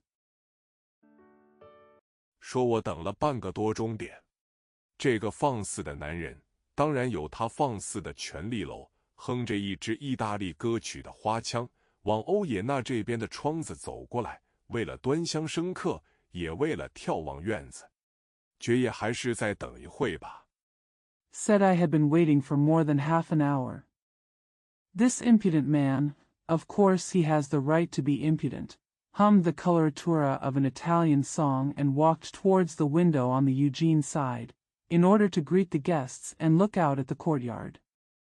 Sire, please wait a little longer. 太太，事情已经完了。莫里斯退往穿堂时说。这时，高老头从小扶梯的出口靠近大门那边出现了。他提起雨伞准备撑开，没有注意大门开处。Madam, the matter is over, Maurice said as he retreated into the hall. At this time, old man Goriot appeared from the exit of the escalator, near the door. He raised his umbrella and prepared to open it, without paying attention to the opening of the door. 一个戴勋章的青年赶着一辆轻便马车直冲进来，高老头赶紧倒退一步，险些儿给撞翻。马被雨伞的绸盖吓了一下，向街沿冲过去的时候，微微往斜刺里歪了一些。A young man wearing a medal rushed in driving a light carriage. Old man Go quickly took a step back and was almost knocked over.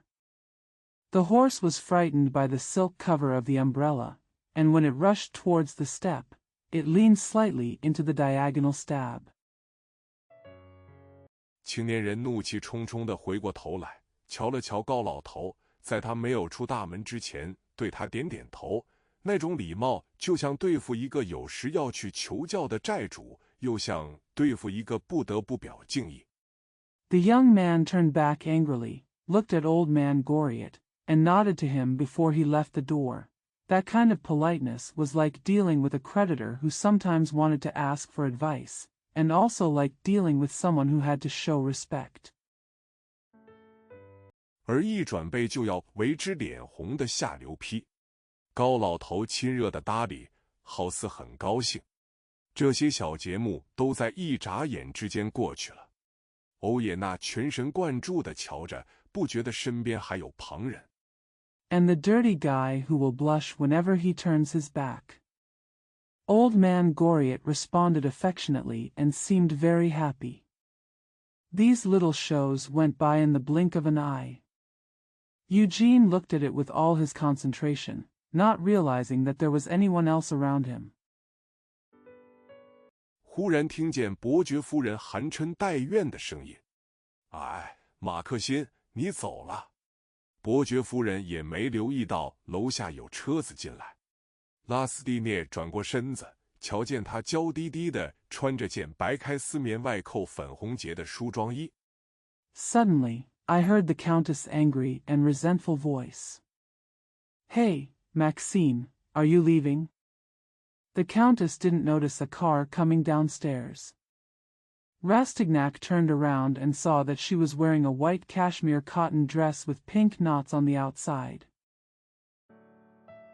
头上随便挽着一个髻，正是巴黎妇女的晨妆。她身上发出一阵阵的香味，两眼水汪汪的，大概才洗过澡。经过一番调理，她愈加娇艳了。年轻人是把什么都看在眼里的。The hair is casually held in a bun, which is exactly what Parisian women wear in the morning. There was a burst of fragrance coming from her body, and her eyes were watery. She must have just taken a bath. After some conditioning, she became more and more beautiful. Young people take everything into consideration. 他们的精神是和女人的光彩融成一片的，好似植物在空气中吸取养料一般。欧也娜无需接触，已经感觉到这位太太的手鲜嫩无比，微微敞开的梳妆衣有时露出一点粉红的胸脯。Their spirit is integrated with the brilliance of women, just like plants absorbing nutrients from the air. Eugene could already feel the tenderness of this lady's hands without touching them. Her slightly open dressing gown sometimes revealed a little bit of her pink breasts. 她的眼睛就在这上面打转。伯爵夫人用不到鲸鱼骨绑腰，一根带子就表现出柔软的腰肢。她的脖子叫人疼爱，套着软底鞋的脚非常好看。马克辛捧着她的手亲吻。His eyes rolled over it. The Countess didn't need whalebone to tie her waist. A strap showed her soft waist. Her neck was lovely, and her feet in soft-soled shoes were very beautiful. Maxine took her hand and kissed it. 欧也纳才瞧见了马克辛，伯爵夫人才瞧见了欧也纳。啊，是你，拉斯蒂涅先生，我很高兴看到你。他说话时那副神气，聪明人看了马上会服从的。马克辛望望欧也纳，又望望伯爵夫人。Only then did Eugene see Maxine, and then the Countess saw Eugene. Ah! It's you, M. Rastignac. I'm so glad to see you, she said with an air which a wise man would immediately obey. Maxine looked at Eugene, then at the Countess. 那态度分明是叫不识趣的生客走开。喂，亲爱的，把这小子打发掉吧。傲慢无礼的马克辛的眼神，等于这句简单明了的话。伯爵夫人窥探马克辛的脸色。That attitude was clearly telling the ignorant stranger to go away. Hey, honey, get rid of this kid. The arrogant and rude Maxine's eyes were equivalent to these simple and clear words. The Countess peered into Maxine's face. 唯命是听的表情无意中泄露了一个女人的全部心事。拉斯蒂涅心里恨死了这个青年。先是马克辛一头烫得很好的金黄头发，使他觉得自己的头发多么难看。其次， A submissive expression inadvertently reveals a woman's entire thoughts. Rastignac hated this young man in his heart. First, Maxine's perfectly permed blonde hair made him think how ugly his own hair was. Secondly, 马克辛的靴子又讲究又干净，不像他的沾了一层薄泥，虽然走路极其小心。最后，马克辛穿着一件紧贴腰肢的外裳，像一个美丽的女人。欧也纳却在下午2点半已经穿上黑衣服了。Maxine's boots were nice and clean, not caked with a thin layer of mud like his, although she walked very carefully. Finally, Maxine wore a cloak that hugged her waist like a beautiful woman, but Eugene was already wearing black clothes at 2:30 in the afternoon. 从夏朗德州来的聪明的孩子，当然觉得这个高大细条、但眼睛、白皮肤的花花公子会引诱没有父母的子弟倾家的人靠了衣着占着上风。特雷斯多太太不等欧也纳回答。The smart boy from Charente, of course, thought that this tall, slender, pale-eyed, white-skinned playboy would seduce parentless children to become rich, and he relied on his clothes to gain the upper hand. Madame de Resto did not wait for Eugene to answer. 便飞鸟似的走进另外一间客厅，一居招展，像一只蝴蝶。马克辛跟着他，烽火中烧的欧也纳跟着马克辛和伯爵夫人。在大客厅中间和壁炉架离开几尺远的地方，3个人又碰在一块儿了。Then he walked into another living room like a bird, his clothes fluttering like a butterfly. Maxine followed her, and Eugene, furious, followed Maxine and the Countess. In the middle of the great drawing room, a few feet away from the mantelpiece, the 3 men met again. 大学生明知要妨碍那讨厌的马克辛，却顾不得特雷斯多太太会不会生气，存心要跟着花花公子捣乱。他忽然记起在特鲍塞昂太太的舞会里见过这青年。The college student knew that he wanted to get in the way of the annoying Maxine, but he didn't care whether Mrs. Terresto would be angry or not, and deliberately wanted to cause trouble with the playboy. He suddenly remembered that he had seen this young man at Madame de Buzin's ball. 猜到他同伯爵夫人的关系，他凭着那种不是闯祸便是成功的少年人的胆气，思忖道：“这是我的情敌，非打倒不可。”啊，这冒失鬼。 Guessing his relationship with the Countess. With the courage of a young man who either gets into trouble or succeeds, he thought to himself, "This is my love rival, I must defeat him." Ah! What a daredevil! 他不知道这位马克辛·特托拉伊伯爵专门挑拨人家侮辱他，然后先下手为强，一枪把敌人打死。欧也纳虽是打猎的能手，但靶子棚里22个牧人，还不能打倒20个。He did not know that Count Maxime de Tray specifically instigated others to insult him, and then took the initiative and shot the enemy to death. Although Eugene was an expert in hunting, he could not defeat 20 of the 22 wooden men in the target shed. 年轻的伯爵往壁炉旁边的长椅里倒下身子，拿起火钳，把柴火乱搅一阵，动作那么粗暴，那么烦躁，把阿纳斯大奇那张好看的脸马上变得难看了。他转身向着欧也纳。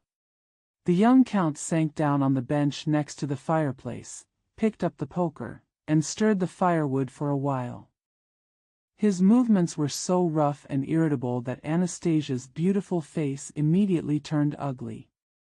She turned towards Eugene. 冷冷地带着质问意味瞪了他一眼，意思是说，干嘛你还不走？那在有教养的人是会立刻当作逐客令的。欧也纳陪着笑脸说道：“太太，我急于要拜见你，是为了……”他突然停住。She glared at him coldly and questioningly, meaning, "Why don't you leave yet?" A well-educated person would immediately treat him as an eviction order. Eugene said with a smile on his face, "Madam, I am eager to see you because..." He stopped suddenly.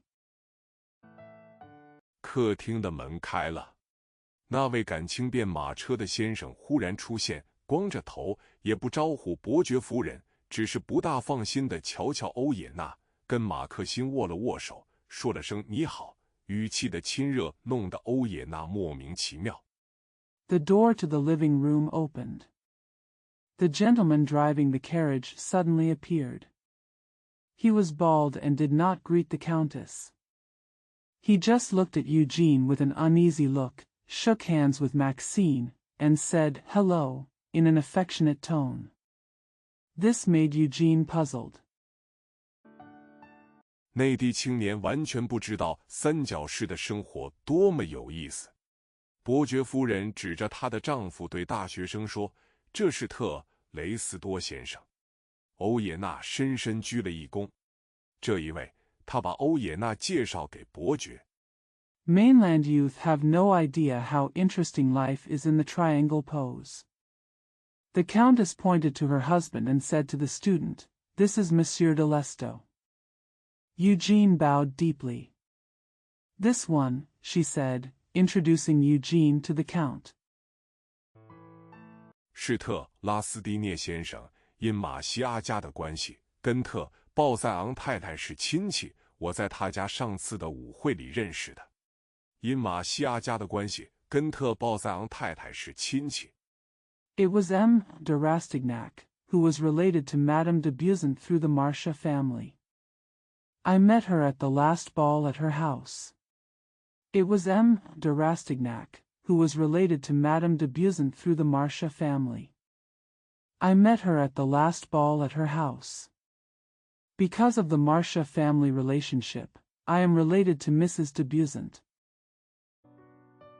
伯爵夫人因为要显出主妇的高傲，表示她府上的宾客没有一个无名小卒，而说的特别着重的2句话发生了奇妙的作用，伯爵立刻放下那副冷淡的矜持的神气，招呼大学生道 The Countess wanted to show her mistress's arrogance and show that there was no unknown guest in her house. The 2 words she said with special emphasis had a wonderful effect. The Count immediately put aside his cold and reserved air and called to the university student. 久仰久仰。连马克辛、特托拉伊伯爵也不安地瞧了瞧欧也纳，不像先前那么目中无人了。一个姓氏的力量竟像魔术棒一样，不但周围的人为之改容，便是大学生自己也头脑清醒。Admired for a long time. Even Count Maxime de Trail looked at Eugene uneasily. He was no longer as arrogant as before. The power of a surname is like a magic wand. Not only does it change the appearance of the people around him, but it also changes the appearance of people around him. Even college students themselves are clear-headed. 早先预备好的聪明机变都恢复过来了。巴黎上流社会的气氛对他原是漆黑一团，如今他灵机一动，忽然看清楚了。什么覆盖公寓，什么高老头，早已给忘得干干净净。All the clever tricks prepared earlier were restored. The atmosphere of Paris's upper-class society was originally dark to him, but now he had an idea and suddenly saw it clearly. Everything about the apartment Walker and old man Goriot had long been forgotten. 我以为马西亚一族已经没有人了，特雷斯多伯爵对欧也纳说：“是的，先生。先伯祖特拉斯蒂涅骑士娶的是马西亚家最后一位小姐，他们只生一个女儿，嫁给特格拉朗普元帅。” I thought there was no one left in the Marcia family, said Count de Resto to Eugene. Yes, sir. The ancestor of the Chevalier Zoth Rastignac married the last girl of the Marcia family. They had only one daughter, who married Marshal Tegrelampu. 便是特鲍塞昂太太的外祖父。我们一支是小房，先伯祖是海军中将，因为尽忠王室，把什么都丢了，就此家道中落。革命政府清算东印度公司的时候，竟不承认我们股东的权利。It was Madame de Buzan's maternal grandfather. Our family is a small family, and our ancestor was a vice admiral in the Navy. Because of his loyalty to the king, he lost everything, and the family fell into decline. When the revolutionary government liquidated the East India Company, it did not recognize the rights of our shareholders. 凌伯祖是不是在1789年前带领报复号的？正是。那么他该认得先祖了。当时先祖是福维克号的舰长。马克辛对特雷斯多太太微微耸了耸肩膀，仿佛说 Did Uncle Ling lead the Revenge before 1789? Exactly. Then it's time for him to recognize his ancestors. At that time, my ancestor was the captain of the Volvic. Maxine slightly shrugged her shoulders to Mrs. Tresto, as if to say. 倘使他跟这家伙大谈海军，咱们可完了。阿纳斯大奇懂得这意思，拿出女人的看家本领，对他笑着说：“你来，马克辛，我有事请教你。你们两位尽管驾着福维克号和报复号并排出海吧。” If he talks to this guy about the Navy, we're screwed. Honest Daki understood what this meant, showed off her special skills as a woman, smiled at him and said, "Come here, Maxine, I have something to ask you. You two can go out to sea side by side on the Vorvik and the Revenge." 说罢，他站起身子，向马克辛做了个俏皮的暗号，马克辛便跟着他往上房走去。这蹊跷的一对刚走到门口，伯爵忽然打断了跟欧也纳的谈话，很不高兴地叫道：“阿纳斯大奇，你别走。” After that, she stood up and gave a playful signal to Maxine, who followed her to the upper room. As soon as the strange couple reached the door, the Count suddenly interrupted the conversation with Eugene and shouted unhappily, "Dash! Honest Dacky, don't leave." 你明明知道。我就来，我就来，他抢着回答。我托马克辛的事一下子就说完的。他很快地回来了。凡是要自由行动的女子都不能不看准丈夫的性格。You clearly know. I'll come, she rushed to answer. I'll finish the matter of Thomason in one go. She came back quickly. Any woman who wants to move freely must be aware of her husband's character. 知道做到哪一步还不至于丧失丈夫的信任，也从来不在小事情上闹别扭。就跟这些女子一样，伯爵夫人一听丈夫的声音，知道这时候不能太太平平在内课室待下去。She knows what step to take without losing her husband's trust, and she never gets into trouble over small things. Like these women, when the Countess heard her husband's voice, she knew that she could not remain in the drawing room at this time. 而这番挫折的确是从欧也纳来的，因此伯爵夫人狠狠地对马克辛指着大学生。马克辛含鸡带讽向伯爵夫妇和欧也纳说：“哎，你们谈正经，我不打搅了，再见吧。”说完他走了。别走啊，马克辛。And this setback did come from Eugene. So the Countess pointed harshly at Maxine at the college student. Maxine said sarcastically to the Count, the Countess, and Eugene, "Hey, you guys are having a serious conversation. I won't disturb you anymore. Goodbye." After that, he left. "Don't go, Maxine." 伯爵嚷道：“回头来吃饭吧。”伯爵夫人丢下欧也纳和伯爵，跟着马克辛走进第一课室，耽搁了半晌，以为伯爵可能打发欧也纳走的。拉斯蒂涅听见他们俩一呼而笑，一呼而谈话。Cried the Earl. "Let's go back to dinner." The Countess left Eugene and the Count and followed Maxine into the first guest room. She hesitated for a long time, thinking that the Count might have sent Eugene away. Rastignac heard them laughing and talking. 一会儿寂静无声，便在伯爵面前卖弄才华，或是恭维他，或是逗他高谈阔论，有心拖延时间，好再见伯爵夫人，弄清他同高老头的关系。欧也纳怎么都想不过来。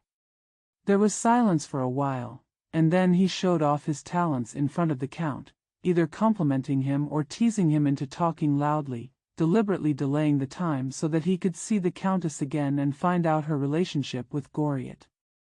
Eugene couldn't think of it. 这个爱上马克辛而能摆布丈夫的女子，怎么会同老面条商来往？他想摸清底细，拿到一点把柄去控制这个标准的巴黎女人。阿纳斯大奇，伯爵又叫起太太来了。算了吧，可怜的马克辛。How could this woman, who fell in love with Maxine and was able to manipulate her husband, associate with an old noodle seller? He wanted to find out the details and get some leverage to control this standard Parisian woman. Honest, the Count called his wife again. Forget it, poor Maxine. 他对那青年说：“没有法了，晚上见。希望你，那奇。”他咬着他耳朵，把这小子打发掉。你梳妆衣敞开一下，他眼睛就红得像一团火。他会对你谈情说爱，连累你，临了叫我不得不打死他。She said to the young man, "There is nothing we can do. See you in the evening. I hope you, Naki," he bit her ear, "send this boy away. If you open your dressing gown, his eyes will be as red as a ball of fire. He will fall in love with you, which will cause trouble for you. I had to beat him to death. 你疯了吗，马克辛？这些大学生可不是挺好的避雷针吗？当然，我会教特雷斯多对他头痛的。马克辛大声笑着出去了。伯爵夫人靠着窗口看他上车，拉起缰绳，扬起鞭子。Are you crazy, Maxine? Aren't these college students pretty good lightning rods?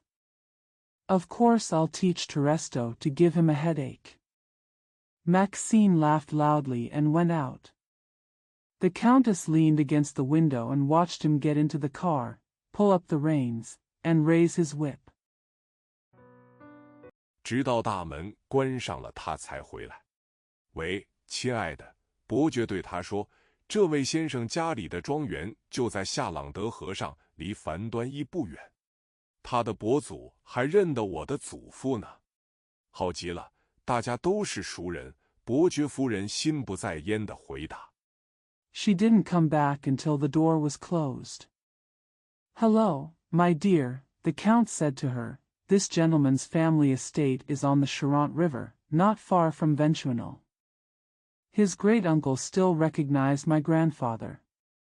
Excellent, we are all acquaintances, the Countess replied absently. 还不止这一点呢，欧也娜低声说。怎么？他不耐烦地问。刚才我看见从这儿出去一位先生，和我住在一所公寓里，而且是隔壁房间高里奥老头。一听到老头这个俏皮字儿。That's not all, Eugene whispered. What? She asked impatiently. I saw a gentleman coming out of here just now. He lives in the same apartment as me and is in the next room. Old man Goriot, dash. As soon as I heard this from the old man, funny words.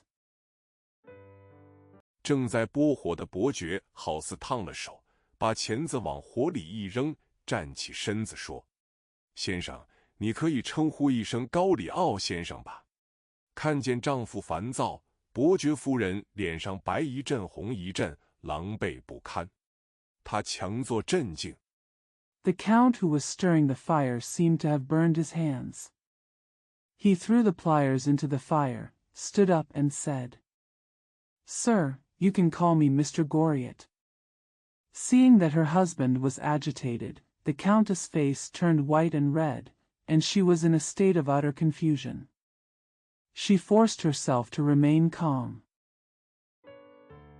极力装着自然的声音说：“怎么会认识一个我们最敬爱的？”他顿住了，瞧着钢琴，仿佛心血来潮想起了什么，说道：“你喜欢音乐吗，先生？”喜欢得很。欧也娜脸色通红，心慌意乱。Trying her best to pretend to be natural, she said, How come we know one of our most beloved? She paused, looked at the piano, as if she remembered something on a whim, and said, Do you like music, sir? I like it very much, Eugene said, his face flushed and confused. 迷迷糊糊地觉得自己闯了祸。你会唱歌吗？他说着，走到钢琴前面，使劲按着所有的键子，从最低音的嘟到最高音的fa，啦啦啦地响成一片。不会，太太。伯爵在屋里踱来踱去。可惜。I vaguely felt that I had gotten into trouble. Can you sing? She said, walking to the piano and pressing all the keys hard, from the lowest do to the highest fa, making a loud sound. No, ma'am. The Count paced up and down the room. Pity. 不会唱歌在交际场中就少了一件本领。Caro, Caro, Caro, none, dubitary. 伯爵夫人唱着。欧也娜说出高老头的名字。If you can't sing, you will lose a skill in social situations. Caro, Caro, Caro, non, dubitary, sang the Countess. Eugene spoke the name of Goriot. 也等于挥动了一下魔术棒，同那一句跟特鲍塞昂太太是亲戚的魔术棒作用正相反。他好比走进一个收藏家的屋子，靠了有力的介绍才得进门。It's like waving a magic wand, which has the opposite effect to the magic wand that says, I'm related to Mrs. de Busant. He was like walking into a collector's house and had to rely on a strong introduction to get in. 不料粗心大意撞了一下摆满小雕像的古董橱，把3、4个不曾十分粘牢的头撞翻了。他恨不得钻入地下。特雷斯多太太冷冷地板着脸，神情淡漠的眼睛故意躲开闯祸的大学生。Unexpectedly, he accidentally bumped into an antique cabinet full of figurines, knocking over 3 or 4 heads that were not quite secure. He wished he could crawl into the ground. Mrs. Terresto had a cold expression on her face, and her indifferent eyes deliberately avoided the troubled college student. 大学生道：“太太，你和特雷斯多先生有事，请接受我的敬意，允许我。”伯爵夫人赶紧做一个手势，打断了欧也娜。以后你每次光临，我们总是挺欢迎的。The college student said, Madam, you have something to do with Mr. Terresto. Please accept my respect and allow me. The Countess quickly interrupted Eugene with a gesture. We will always welcome you every time you visit from now on. 欧也娜对主人夫妇深深地行了礼，虽然再三辞谢，还是被特雷斯多先生一直送到穿堂。以后这位先生来，再不许通报。伯爵吩咐莫里斯。欧也娜胯下失疾，发觉在下雨了。哼。Eugene bowed deeply to the host and his wife, and although he repeatedly declined, he was still escorted to the hall by Mr. Tresto. When this gentleman comes, please don't inform him again, the Earl told Maurice. Eugene stepped down the steps and noticed that it was raining. Snort. 他心里想，我跑来闹了一个笑话，既不知道原因，也不知道范围，除此以外还得糟蹋我的衣服帽子。真应该乖乖地啃我的法律，一心一意做个严厉的法官，要体体面面地到交际场中混。He thought to himself, I came here to make a joke. I don't know the reason or the scope. In addition, I have to ruin my clothes and hat. I should really chew my law obediently and be a strict judge wholeheartedly. You need to behave decently in social situations. 先得办起2轮马车，雪亮的靴子，必不可少的行头，金链条，从早起就戴上6法郎一副的麂皮手套，晚上又是黄手套，我够得上这个资格吗？混账的高老头，去你的吧！走到大门口。First I have to buy a 2-wheeled carriage, shiny boots, indispensable accessories, a gold chain, and wear 6-franc suede gloves from morning to night, and yellow gloves at night. Do I qualify for this? Damn Goriot, go to hell. Walk to the gate. 一个马夫赶着一辆出租马车，大概才送了新婚夫妇回家，正想瞒着老板找几个外快，看见欧也娜没有雨伞，穿着黑衣服、白背心，又是白手套，上过油的靴子，便向他招招手。A groom was driving a taxi, probably just taking the newlyweds home, and was trying to find some extra money without telling the boss. He saw Eugene without an umbrella, wearing black clothes, a white vest, and white, oiled gloves. Boots, and waved to him. 欧也娜憋着一肚子无名火，只想往已经掉下去的窟窿里钻，仿佛可以找到幸运的出路似的。他对马夫点点头，也不管袋里只剩1法郎零2个铜子，径自上了车。Eugene was filled with unknown anger and just wanted to crawl into the hole he had fallen into, as if he could find a lucky way out. He nodded to the coachman and got into the car regardless of the fact that there was only 1 franc and 2 coppers left in his bag. 车厢里零零落落散着菊花和扎花的铜丝，证明新郎新娘才离开不久。先生上哪儿去呢？车夫问。他已经脱下白手套。欧也纳私下想，管他，既然花了钱，至少得利用一下，便高声回答。The carriage was scattered with orange flowers and copper wire tied with flowers, proving that the bride and groom had left not long ago. Where are you going, sir? Asked the coachman. He has taken off his white gloves. Eugene thought privately, whatever. Since you spent money, you must at least make use of it. Then he replied loudly. 鲍塞昂府？哪一个鲍塞昂府？一句话把欧也纳问住了。初出茅庐的漂亮哥不知道有2个鲍塞昂府，也不知道把他置之脑后的亲戚有那么多。特鲍塞昂子爵在葛勒南街。Beauseant House. Which Beauseant mansion? This sentence stopped Eugene. The handsome young boy didn't know that there were 2 Beauseants, nor did he know that there were so many relatives who ignored him to Tebao. Viscount Silon, at Grennan Street.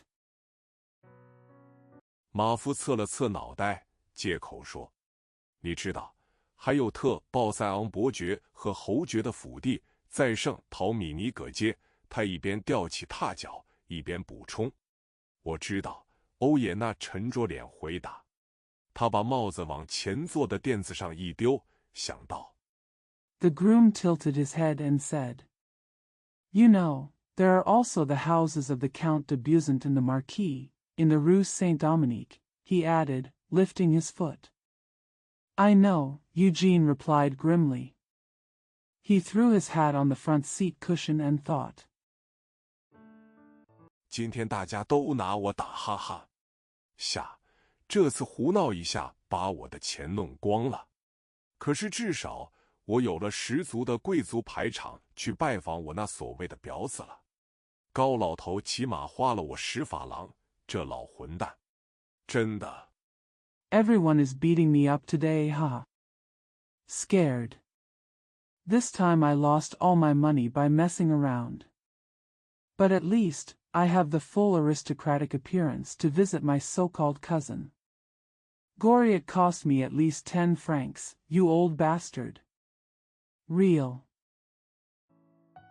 我要把今天的倒霉事儿告诉特鲍塞昂太太，说不定会引她发笑呢。这老东西同那漂亮女人的该死的关系，他一定知道。与其碰那无耻女人的钉子，恐怕还得花一大笔钱。I'm going to tell Madame de Beauseant what happened today. Maybe it will make her laugh. She must know the damn relationship between this old guy and that beautiful woman.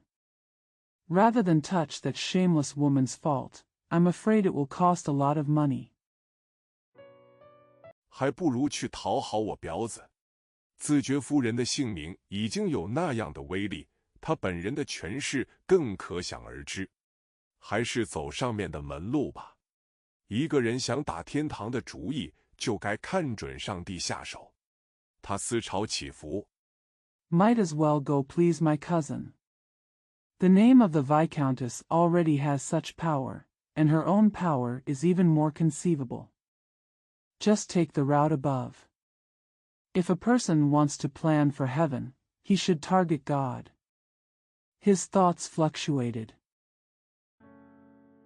不知转着多少念头，上面的话只是一个简单的提纲。他望着雨景，镇静了些，胆气也恢复了些。他自忖，虽然花掉了本月份仅存的10法郎，衣服鞋帽究竟保住了。一听马夫喊了声“对不住”。I don't know how many thoughts are going around, but the above words are just a simple outline. Looking at the rainy scene, he became calmer and regained his courage. He thought to himself that even though he spent the 10 francs he had left this month, he could still save his clothes, shoes and hats.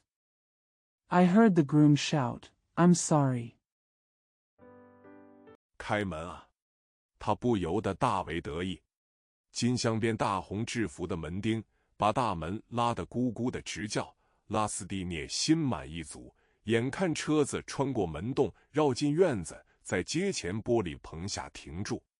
马夫穿着大红滚边的蓝大褂。Open the door. He couldn't help but feel very proud. The doorman in a bright red uniform with gold trim opened the door to a roar. Rastignac was satisfied and saw the car pass through the doorway, go around the yard, and stop under the glass shed in front of the steps. The groom wore a blue coat with bright red piping. 放下踏脚，欧也纳下车，听见游廊里一阵逆笑。3、4名当差在那里笑这辆恶俗的喜事车子，他们的笑声提醒了大学生，因为眼前就有现成的车马好比较。院中有一辆巴黎最华丽的轿车。Put your foot down. Eugene got out of the car and heard a burst of laughter in the veranda. 3 or 4 servants were there laughing at this vulgar wedding car. Their laughter reminded the college students, because there were ready-made horses and chariots in front of them for comparison. There is one of the most magnificent cars in Paris in the courtyard. 套着2匹精壮的牲口，耳边插着蔷薇花，咬着嚼子，马夫头发铺着粉，打着领带，拉着缰绳，好像怕牲口逃走似的。唐达区的雷斯多太太府上停着一个26岁男子的轻巧2轮车。2 strong animals were harnessed, with roses in their ears and bits chewed. The groom's hair was powdered, and he was wearing a tie and pulling the reins, as if he was afraid that the animals would escape. Parked at Mrs. Lestow's house in Tangda district was a light 2-wheeler belonging to a 26-year-old man. 圣日耳曼区又摆着一位爵爷的选鹤的仪仗，一副3万法郎还办不起来的车马。又是谁在这儿呢？该死！婊子一定也有他的马克信。欧也纳到这时才明白。In the Saint-Germain district there was once again a Lord's splendid guard of honor, and a carriage and horses that could not be purchased for 30,000 francs. Who is here again? Damn it! My cousin must have her Maxime too. Only then did Eugene understand. 巴黎难得碰到没有主顾的女人，纵然流着血汗，也征服不了那样一个王后。他跨上台阶，心已经凉了一半。玻璃门迎着他打开了，那些当差都一本正经，像挨过一顿痛打的骡子。It is rare in Paris to meet a woman who has no patrons. No matter how much blood and sweat she sheds, she cannot conquer such a queen. He stepped up the steps, his heart already half cold. The glass door opened to meet him. The waiters looked as serious as mules that had received a good beating. 他上次参加的跳舞会是在楼下大厅内举行的。在接到请柬和舞会之间，他来不及拜访婊子，所以不曾进入特鲍塞昂太太的上房。今天还是第一遭瞻仰到那些精雅绝伦。The last dance he attended was held in the hall downstairs. Between receiving the invitation and the ball, he did not have time to visit his cousin, so he did not enter Madame de Buison's upper room. Today was the first time he saw those exquisite and exquisite rooms. 别出心裁的布置，一个杰出的女子的心灵和生活习惯都可以在布置上面看出来。有了特雷斯多太太的客厅做比较，对鲍府的研究也就更有意思。下午4点半，子爵夫人可以见客了。Unique layout. The mind and living habits of an outstanding woman can be seen in the layout. With Mrs. Terresto's living room as a comparison, the study of Bauhaus becomes more interesting. At 4:30 in the afternoon, the Viscountess can see guests. 再早5分钟，他就不会招待表弟。完全不懂巴黎规矩的欧耶娜走上一座金漆栏杆、大红毯子、两旁供满鲜花的大楼梯，进入特鲍塞昂太太的上房，置于她的小室。5 minutes earlier and she wouldn't have entertained her cousin. Eugene, who did not understand the rules of Paris at all, walked up a grand staircase with gold-painted railings, red carpets, and flowers on both sides, and entered Madame de Buison's upper room. As for her little history. 巴黎交际场中交头接耳说的一天一个样子的许多故事之中的一页，他可完全不知道。3年以来，子爵夫人和葡萄牙一个最有名最有钱的贵族特阿屈达宾铎侯爵有来往。He had no idea what it was like, one of the many stories that were whispered in Parisian society, and which changed from day to day. For 3 years, the Viscountess had been in contact with one of the most famous and wealthy nobles in Portugal, the Marquis de Ajudabindo. 那种天真无邪的交情，对当事人真是兴味浓厚，受不了第三者打扰。特鲍塞昂子爵本人也以身作则，不管心里如何，面上总尊重这蹊跷的友谊。在他们定交的初期， That kind of innocent friendship is really interesting to the person involved, and he can't stand the interruption of a third party. Viscount de Buisson himself also set an example. No matter what he felt in his heart, he always respected this strange friendship. In the early stages of their relationship,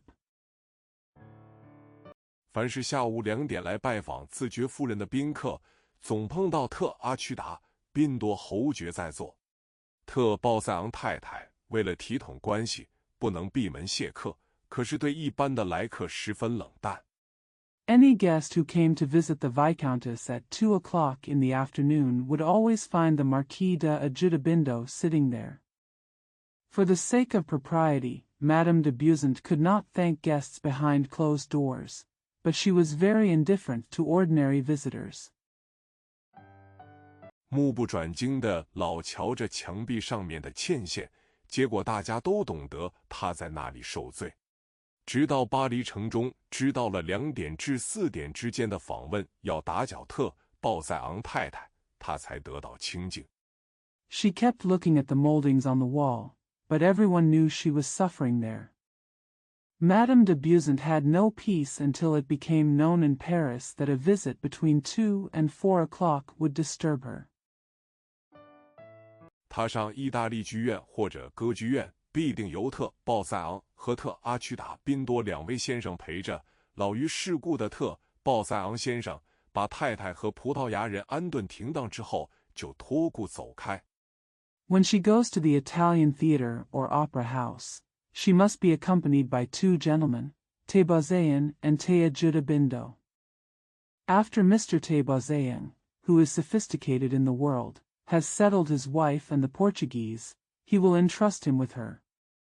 So walk away. 最近特阿屈达先生要同洛西斐特家的一位小姐结婚了，整个上流社会中只剩特鲍塞昂太太一个人不曾知道。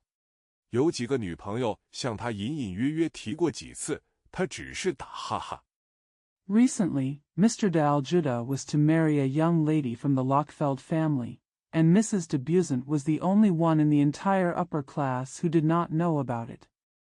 A few girlfriends mentioned it vaguely to her a few times. She just laughed. 以为朋友们妒忌他的幸福，想破坏。可是教堂的婚约公告马上就得颁布。这位葡萄牙美男子那天特意来想对自爵夫人宣布婚事，却始终不敢吐出一个负心字儿。为什么？ Thinking that her friends were jealous of her happiness and wanted to destroy it. But the church's engagement announcement will be issued soon. This handsome Portuguese man came specially to announce his marriage to the Viscountess that day, but he never dared to say a single word of betrayal. Why? 因为天下的难事莫过于对一个女子下这么一个哀的美敦。有些男人觉得在决斗场上给人拿着剑指指胸脯倒还好受，不像一个哭哭啼啼了2小时。Because there is nothing more difficult in the world than to do such a sad thing to a woman. Some men find it easier to have a sword pointed at their chest in a duel, unlike a man who has been crying for 2 hours. 再晕过去要人施救的女子难于应付。那时阿屈达侯爵如坐针毡，一心要溜，打算回去写信来告诉他，男女之间一刀两断的手续，书面总比口头好办。The woman who fainted again and asked for help was difficult to deal with. At that time, the Marquis de Ajuda was sitting on pins and needles, wanting to escape, and planned to go back and write a letter to tell her. The formalities of breaking off the relationship between a man and a woman were easier to handle in writing than verbally. 听见当差通报欧也纳特拉斯蒂涅先生来了，阿屈达侯爵快乐的直跳。一个真有爱情的女人猜疑起来，比寻欢作乐、更换口味还要心思灵巧。一朝到了被遗弃的关头。The Marquis de Ajuda jumped with joy when he heard the messenger announcing the arrival of M. Eugene de Rastignac. A woman who is truly in love is more clever when she is suspicious than when she is seeking pleasure or changing her taste. Once it reached the point of being abandoned. 他对于一个姿势的意义能够一猜就中，连马在春天的空气中嗅到刺激爱情的气息也没有那么快。鲍塞昂太太一眼就去破了那个不由自主的表情，微妙的。She can guess the meaning of a gesture right away. Even a horse can't smell the stimulating breath of love in the spring air that quickly. Madame de Beausant could see through that involuntary expression at a glance. It was subtle. 可是天真的可怕的表情。欧也娜不知道，在巴黎不论拜访什么人，必须先到主人的亲友那里，把丈夫的、妻子的或儿女的历史打听明白，免得闹出笑话来。要像波兰俗语所说的。But the expression is terrifyingly innocent. Eugene did not know that no matter who he visited in Paris, he must first go to the host's relatives and friends to find out the history of the husband, wife, or children, so as not to make a joke, as the Polish saying goes. 把5头牛套上你的车，就是说，只要9牛2虎之力，才能拔出你的泥脚。在谈话中出乱子，在法国还没有名称，大概因为谣言非常普遍，大家认为不会再发生冒失的事。Hitch 5 cows to your cart. That is to say, it will take the strength of 9 cows and 2 tigers to pull out your muddy feet. Conversational troubling has no name in France, probably because rumors are so widespread that it is thought that nothing more rash will happen again. 在雷斯多家闹了乱子以后，主人也不给他时间把5头牛套上车，也只有欧也娜才会莽莽撞撞闯进鲍塞昂家再去闯祸。所不同的是 After the trouble at Trace Reese's house, the owner didn't even give him time to hitch the 5 cows into the cart. Only Eugene would rush into Bazane's house and cause trouble again. The difference is, 他在前者家里教雷斯多太太和托拉伊先生发窘，在这儿却是替阿去达解了围。一间小巧玲珑的客室，只有灰和粉红2种颜色，陈设精美而没有一点富贵气。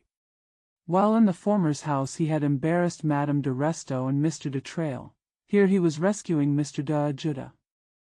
A small and exquisite guest room, only 2 colors of gray and pink, beautifully furnished without any aura of wealth. 欧也纳一进客室，葡萄牙人便向特鲍塞昂太太说了声再会，急急地抢着往门边走。那么晚上见。特鲍塞昂太太回头向侯爵望了一眼，我们不是要上意大利剧院吗？不能奉陪了。As soon as Eugene entered the living room, the Portuguese said goodbye to Madame de Beausant and hurried to the door. See you tonight then. Madame de Beausant looked back at the Marquis. Aren't we going to the Italian theater? I can't keep you company anymore. 他的手已经抓着门钮。特鲍塞昂太太站起身子，叫他走回来，根本没有注意欧也纳。欧也纳站在那儿，给华丽的排场弄得迷迷糊糊，以为进了天方夜谭的世界。His hand was already grasping the doorknob. Madame de Beausant stood up and told him to come back, without paying any attention to Eugene. Eugene stood there, bewildered by the gorgeous pomp and circumstance, thinking he had entered a world of fantasy. 他面对着这个连瞧也不瞧他的太太，不知道怎么办。子爵夫人举起右手食指，做了个美妙的动作，指着面前的地位要侯爵站过来。这姿态有股热情的威势，侯爵不得不放下门钮走回来。He faced this wife who didn't even look at him and didn't know what to do. The Viscountess raised her right index finger and made a wonderful gesture,